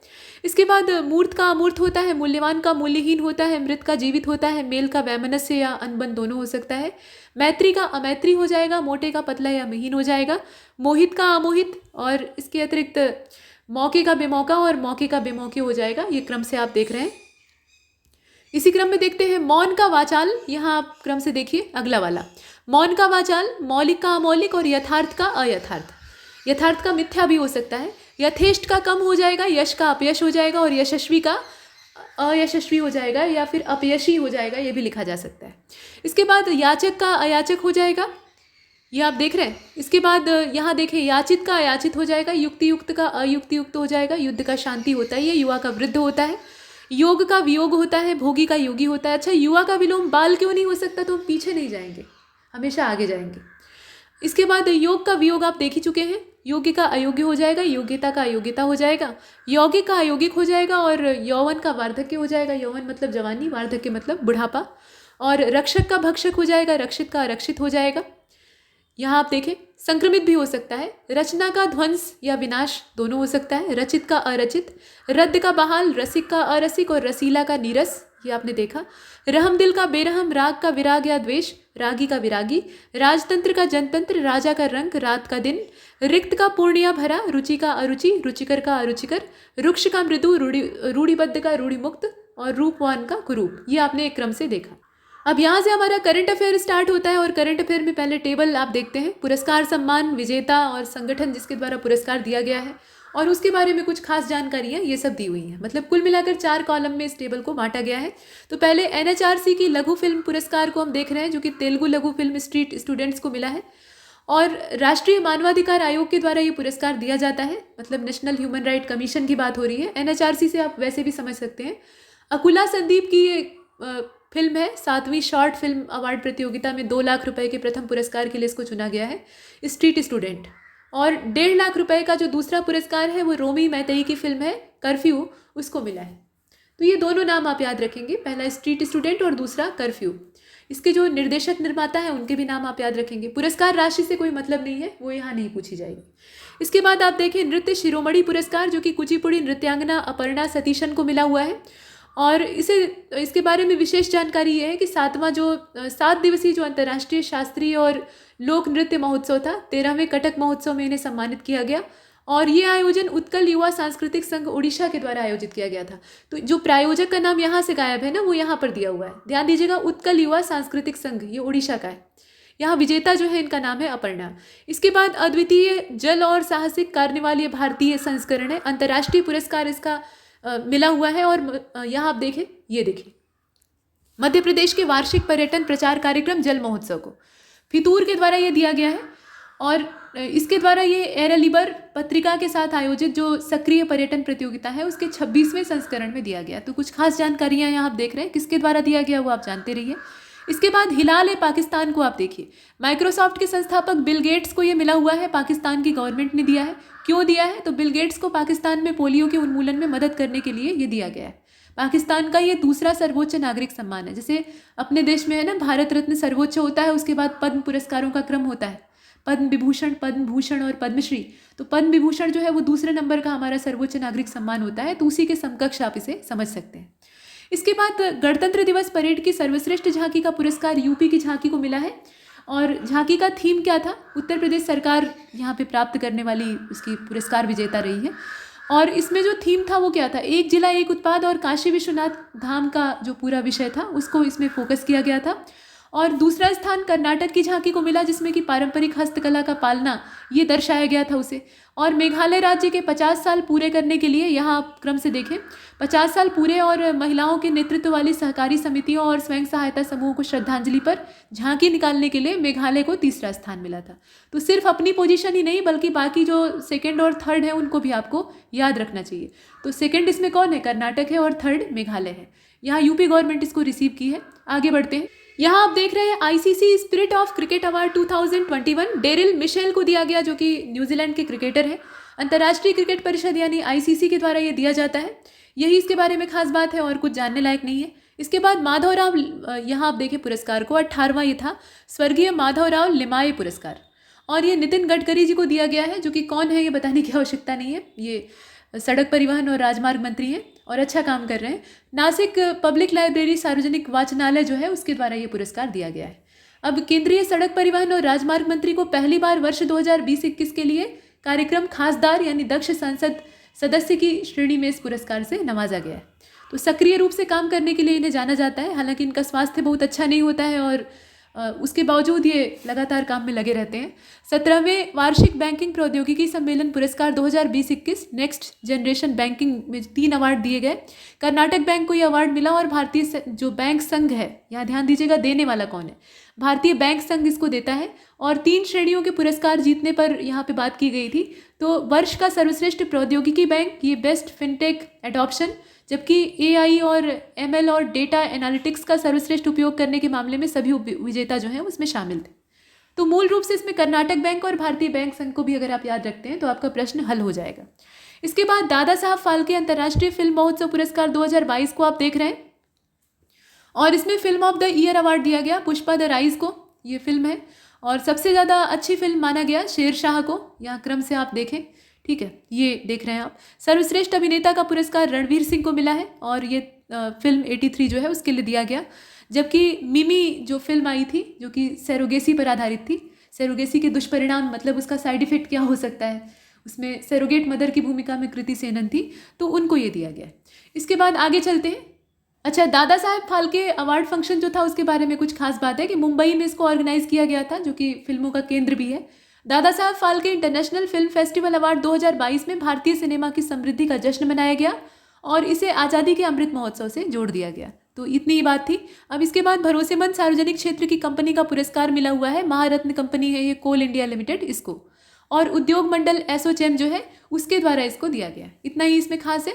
17वां आईबीए की वार्षिक बैंकिंग प्रौद्योगिकी पुरस्कार 2021 की घोषणा हुई थी और उसमें सर्वश्रेष्ठ बैंकिंग प्रौद्योगिकी बैंक जो है वो बैंक ऑफ बड़ौदा चुना गया है बड़े बैंकों के खंड में। और डिजिटल वित्तीय समावेशन पहल के मामले में भारतीय स्टेट बैंक को चुना गया है बड़े बैंकों के क्रम में। और सर्वोत्तम भुगतान पहल के मामले में सार्वजनिक बैंक के तौर पे भारतीय स्टेट बैंक का ही चयन किया गया है। ये क्रम से चल रहा है और ये आईबीए वार्षिक बैंकिंग प्रौद्योगिकी पुरस्कार था, ध्यान दीजिएगा, 17वां संस्करण था। और बड़े बैंकों के खंड में आईसीआईसीआई बैंक जो है ये फिनटेक एडॉप्शन के मामले में बेस्ट कैटेगरी में चुना गया है। तो सभी नाम आपको याद रखने, ठीक, बड़ौदा, स्टेट बैंक और आईसीआईसीआई। नेक्स्ट, यहाँ आप किताबों के नाम देख रहे हैं और लेखक का नाम देख रहे हैं और इसमें खास बात क्या है ये साथ में दिया हुआ है। किताब के नाम पूछे जाते हैं, ऑथर का नाम पूछा जाता है। तो फियरलेस गवर्नेंस ये किरण बेदी जी के द्वारा लिखा गया है, ठीक है, देश की पहली महिला आईपीएस अधिकारी और अपनी निर्भीकता के लिए प्रसिद्ध है। तो यहाँ आप देखें डॉक्टर किरण बेदी, इन्हें ये पुडुचेरी की पूर्व उपराज्यपाल हैं और आईपीएस है, सेवानिवृत्त। तो फियरलेस गवर्नेंस ये इनकी किताब का नाम है। इसके बाद अटल बिहारी वाजपेयी पर किताब लिखी है पत्रकार सागरिका घोष जी ने और इन्होंने India's most powerful prime minister नाम की पुस्तक को भी लिखा है। तो इनकी और किताबों को भी आप जानते रहिए, ठीक है। 2 अलग अलग प्रधानमंत्रियों पर इन्होंने लिखा है। How to prevent the next pandemic, इसमें बिल गेट्स के द्वारा इसको लिखा गया है और ये पुस्तक प्रकाशित हुई थी मई 2022 में, मतलब की जाएगी ऐसा लिखा है तो वो हो चुकी है। और 10 ट्रिलियन ड्रीम का जो यहाँ पे रखा गया है, मतलब इकोनॉमी के संदर्भ में है कि हमारी जो इकोनॉमी है वो बढ़ जाएगी। तो ये पुस्तक जो है ये सुभाष चंद्र गर्ग के द्वारा, ये वित्त सचिव हैं इनके द्वारा, मतलब पूर्व वित्त सचिव हैं उनके द्वारा लिखी गई है और ये पुस्तक फरवरी 2022 के अंत तक प्रकाशित हो गई। इसके बाद ऑपरेशन खत्म ये पुस्तक का नाम है। आरसी गंजू और ये पत्रकार है दोनों लोग, ध्यान दीजिएगा, अश्वनी भटनागर, इनके द्वारा इसको लिखा गया है। Dignity in a digital age making tech work for all of us, तो ये पुस्तक का नाम है लंबा सा, रो खन्ना के द्वारा इसको लिखा गया है। और जे साईं दीपक के द्वारा India that is Bharat coloniality civilisation and constitution, ये बुक का नाम है लंबा सा, ये इनके द्वारा लिखी गई है। Humane how the United State abandon peace and reinvented war, ये सैमुअल मोयन के द्वारा लिखी गई किताब है। और प्रियम गांधी मोदी के द्वारा अ नेशन टू प्रोजेक्ट, ये माफ़ कीजिए अ नेशन टू प्रोटेक्ट नाम की जो बुक है उसको लिखा गया है और इसका विमोचन केंद्रीय स्वास्थ्य मंत्री के द्वारा किया गया है, मनसुख मंडाविया जी के द्वारा, इसे आप देखेंगे। मूल रूप से ऑथर का नाम आपको अनिवार्य रूप से मालूम होना चाहिए। अ हिस्ट्री ऑफ श्री निकेतन, रविंद्रनाथ टैगोर की पायनियरिंग जो वर्क इन रूरल कंस्ट्रक्शन है उस पर आधारित है। उमा दास गुप्ता जी के द्वारा इसको लिखा गया है और इसको नियोगी बुक्स पेपर मिसाइल के तहत प्रकाशित किया गया है। पब्लिकेशन का नाम भी कभी कभी पूछ लेते हैं, हालांकि कम पूछते हैं। गोल्डन बाय नीरज चोपड़ा कौन है बताने की ज़रूरत नहीं है। इस पर मतलब इनके जीवन पर किताब लिखने वाली ये नवदीप सिंह गिल और भारतीय एथलीट नीरज चोपड़ा की पूरी एक लघु जीवनी इसमें दिखाई देती। ये तो हमने यहाँ पर टेबुलर फॉर्म में करंट अफेयर को देखा। अभी वन लाइनर डाटा देख लेते हैं। तो संत कवि श्री रामानुजाचार्य के जन्म के 1000 साल पूरे हो गए और सहस्त्राब्दी मतलब 1000 वर्ष पूरे होने के उपलक्ष्य में मनाया जाने वाला समारोह, तो उस समारोह के हिस्से के रूप में 13 फरवरी 2022 को सोने से बनी हुई, ध्यान से देखिएगा, सोने से बनी हुई 120 किलोग्राम वजनी इंडोर प्रतिमा, यानी जो अंदर स्थापित की गई है, खुले में नहीं है। सोने की है तो भाई खुले में छोड़ना ये खतरे से खाली नहीं है, आप भी जानते हैं, ठीक है। तो 120 किलोग्राम वजन है इसका और ये इंडोर प्रतिमा जो है इसका औपचारिक उद्घाटन ये तत्कालीन राष्ट्रपति रामनाथ कोविंद जी के द्वारा किया गया था। इसके बाद ये योजना जो है यहाँ आप देखें, यहाँ बात हो रही है PLI की, जिसमें कि ऊपर नीचे थोड़ा सा हो गया है। तो वाणिज्य और उद्योग मंत्री के हिसाब से ये बात है। कुल मिलाकर 24 फरवरी 2019 को उत्तर प्रदेश के गोरखपुर से लॉन्च किया गया और खिलौना उद्योग को शामिल करने के लिए ये जो PLI यानी उत्पादन से जुड़ी हुई प्रोत्साहन योजना है, मतलब इसमें वाणिज्य और उद्योग मंत्री का वक्तव्य था कि खिलौना उद्योग को शामिल करने का फिलहाल कोई ऐसा प्रपोजल नहीं है, बाद में देखा जाएगा। और जनवरी 2022 में ब्रांड फाइनेंस ब्रांड संरक्षकता सूचकांक 2022 में सत्या नडेला ने ब्रांड फाइनेंसिंग रैंकिंग में दुनिया में शीर्ष CEO की सूची में अपना स्थान कब्जा किया है, पहला स्थान हासिल किया है, मतलब ये है। अब इसके बाद आप देखिए, केंद्र सरकार ने वर्ष 2024 तक कृषि क्षेत्र में डीजल को अक्षय ऊर्जा में बदलने का लक्ष्य रखा है। अक्षय ऊर्जा का मतलब क्या है कि ये हमेशा ही चलती रहेगी, इसका कभी क्षय नहीं होगा। लक्ष्य 2030 तक गैर जीवाश्म ईंधन की हिस्सेदारी बढ़ाने, आप जानते ही हैं कि जो जीवाश्म ईंधन है उनकी मात्रा सीमित है और वो कभी ना कभी खत्म हो जाएंगे, तो उनका विकल्प हर सरकार हर देश तलाश रहा है। तो गैर जीवाश्म ईंधन की हिस्सेदारी बढ़ाने और 2070 तक शुद्ध न्यूनतम उत्सर्जन बनाने की जो प्रतिबद्धता सरकार की है उसी के अंतर्गत इसे किया गया है। इसके बाद आप देखें कि भारतीय अंतरिक्ष अनुसंधान संगठन यानी जो हमारा इसरो है, 14 फरवरी 2022 को इसने अपने मिशन, मतलब अपना जो 2022 का पहला मिशन था उसको लॉन्च किया। वैसे तो इसके अनगिनत मिशन लॉन्च होते रहते हैं, कम संसाधन में जुगाड़ू टेक्नोलॉजी लगाकर बेहतर लॉन्चिंग करना और अच्छे परिणाम देना, ये हमारी इस संगठन की विशेषता है, आप जानते ही हैं। हालांकि कभी कभी असफलता हाथ लगती है लेकिन वो क्षणिक होती है, फिर काम में लग जाते हैं। तो ये 2022 का पहला मिशन था जो कि 14 फरवरी को लॉन्च हुआ। इसके बाद आप देख रहे हैं कि PSLV C52 मतलब C52 कहना चाहिए, ये ध्रुवीय उपग्रह प्रक्षेपण यान होता है। मतलब PSLV का यहाँ फुल फॉर्म दिया हुआ है, पोलर सैटेलाइट लॉन्चिंग व्हीकल। तो इसको सतीश धवन अंतरिक्ष केंद्र श्रीहरिकोटा से जो लॉन्च पैड है वहाँ से लॉन्च किया गया। इसके बाद आप देखें, जम्मू कश्मीर में 7 फरवरी 2022 को एक ऐतिहासिक उपलब्धि के रूप में राष्ट्रीय एकल खिड़की प्रणाली, ये NSWS कही जाती है, इसमें शामिल होने का इसे गौरव प्राप्त हुआ और ये इस तरह का पहला केंद्र शासित प्रदेश बन गया है। लद्दाख जब से इससे अलग हुआ है तो इसे भी एक यूनियन टेरिटरी का दर्जा मिल गया है। इसके बाद ताज महोत्सव 2022 की बात करते हैं, जिसका आयोजन 20 से लेकर 29 मार्च 2022 के बीच में हुआ। आगरा के शिल्पग्राम नामक गाँव में इसको किया गया। अब यहाँ पर इस वर्ष के महोत्सव का विषय क्या था, थीम पूछ लिया जाता है। तो आज़ादी का अमृत महोत्सव इस समय खुमार पर था, तो आज़ादी के अमृत महोत्सव के रंग ताज के संग, ये इसका नाम रखा गया था। आयोजन करने वाला कोई और नहीं, पर्यटन विभाग था, तो ये आप आराम से गेस भी कर सकते हैं। और शिल्पकारों के अभिनव कार्यों को, मतलब जो नवोन्मेषी और नए नए अच्छे कार्य हैं उनको प्रोत्साहित करने के लिए और उनके कौशल को प्रदर्शित करने के लिए एक मंच था। पहले महोत्सव, मतलब इसकी अगर पहले की बात की जाए तो 18 से लेकर 27 फरवरी को इसे आयोजित किया जाना था, लेकिन बाद में ऐन वक्त पे डेट बदल दी जाती। ताज महोत्सव का आयोजन ये शिल्पग्राम नाम के गांव में किया गया, यानी आगरा में ही किया गया, और थीम आप देख ही चुके हैं। इसके बाद देखिए, शिल्पकारों के अभिनव कार्यों को प्रोत्साहित करने के लिए इसका आयोजन किया गया था। ये फिर चीज़ें रिपीट कर रही हैं। यहाँ से नई बात, 59 चीनी मोबाइल एप्लीकेशनों को प्रतिबंधित करने के बाद अब फरवरी 2022 में भारत ने 54 चीनी एप्लीकेशनों पर प्रतिबंध लगा दिया है। तो ये चाइनीज चीज़ों का बहिष्कार एक तरह का है। हालांकि एकदम से हम चाइना का बहिष्कार कर सकें ऐसी स्थिति अभी नहीं है, और भविष्य में डेवलप हो जाए तो अच्छी बात है। मादा ऑलिव रिडले समुद्री कछुआ, ये 25 फरवरी 2022 को सैटेलाइट से टैग होने वाली पहली कछुआ प्रजाति बन गई। तो ऑलिव रिडले अपने गहीर माथा वाले तट पे, जो ओडिशा का समुद्र तट है, वहाँ पे प्रजनन के उद्देश्य से आते हैं और वहाँ जो रेत होती है उसके अंदर ये बिल बनाकर अंडे देते हैं और अपने वापस चले जाते हैं। अंडे से बच्चे निकलते हैं और वो रेंग कर अपने से समुद्र में पहुँचते हैं। बीच में वो बहुत सारे जो बाहरी ऑब्जेक्ट है उनका शिकार बन जाते हैं, जिसमें कि इंसान या फिर मछुआरों के जाल या फिर समुद्री जीव ही उन्हें खा जाते हैं।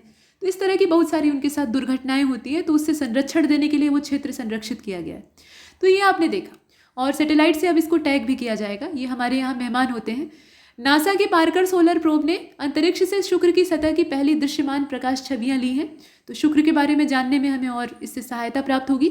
इसके बाद आप देखें कि केंद्र सरकार ने कच्चे पाम ऑयल के आयात पर टैक्स को घटाकर 5% कर दिया है, और यह टैक्स पहले 7.5% था, तो कुछ हद तक कमी की गई। और भारत दुनिया का सबसे बड़ा खाद्य तेल आयातक है। चोलेंद्र शमशेर राणसाद साल में महाभियोग का सामना करने वाले देश के दूसरे मुख्य न्यायाधीश हैं। मुख्य न्यायाधीशों को आजकल विरोधों और महाभियोगों का सामना करना पड़ रहा है, तो उसमें ये दूसरे शिकार है। और इससे पहले 2017 में सुशीला कर्की के खिलाफ भी महाभियोग प्रस्ताव लॉन्च किया गया था। अच्छा, 2017 का ये तो आपने देखा। डॉक्टर भारती पवार, ये स्वास्थ्य और परिवार कल्याण राज्य मंत्री हैं केंद्रीय स्तर पे। नासिक जिले में भारत की पहली चलती फिरती यानी मोबाइल लेवल की 3 जैव सुरक्षा प्रयोगशालाओं का इन्होंने उद्घाटन किया है। और अफगानिस्तान का जो जलालाबाद है, यहाँ पर 2500 मीट्रिक टन गेहूं की पहली खेप मदद के रूप में भेजी गई, और नतीजा यही दान खाते का और यहाँ पर जो सूखे की स्थिति बनी है, मतलब कुल मिलाकर जलवायु का डिस्टर्बेंस हुआ है। दोनों का जब मिला जुला मंजर सामने आया, तो अभी भारत में गेहूं की किल्लत हो गई है। मतलब गेहूं की कीमतें आप देखेंगे कि एकदम से उछाल पर है, और जो सस्ते गल्ले की दुकान सरकारों की होती है, वहाँ भी गेहूं बहुत कम तादाद में उपलब्ध है। चावल ही चावल दे रहे हैं, गेहूं की उपलब्धता कम हो गई है। ऐसे आप थोक के भाव खरीदना चाहें तो भी आसानी से नहीं मिल रहा है। जिन किसानों के पास गेहूं है, वो या तो बनियों को बेच चुके हैं, और नहीं तो अपने पास प्रोटेक्ट करके रखे हुए हैं, देना नहीं चाह रहे हैं। तो गेहूं की कमी अभी दिखाई दे रही। ठीक, तो ये भेज दिया गया 2500 मीट्रिक टन गेहूं। अच्छा, इसके बाद रूस और यूक्रेन के बीच में, ये दोनों ही जो है ये गेहूं और खाद्यान्न उत्पादन में नंबर 1 थे। मतलब नंबर 1 अगर न भी कहा जाए तो प्रमुख उत्पादक इन्हें कहा जा सकता है। तो इनके बीच में आपस में ही टकराव हो रहा है, तो वैश्विक स्तर पर भी तनाव चल रहा है। तो कुल मिलाकर परिस्थितियां बिगड़ चुकी हैं। तो आपसी तनाव की वजह से ही हाल ही में यहाँ आप देख रहे हैं बाबुश्का बटालियन की चर्चा रही थी।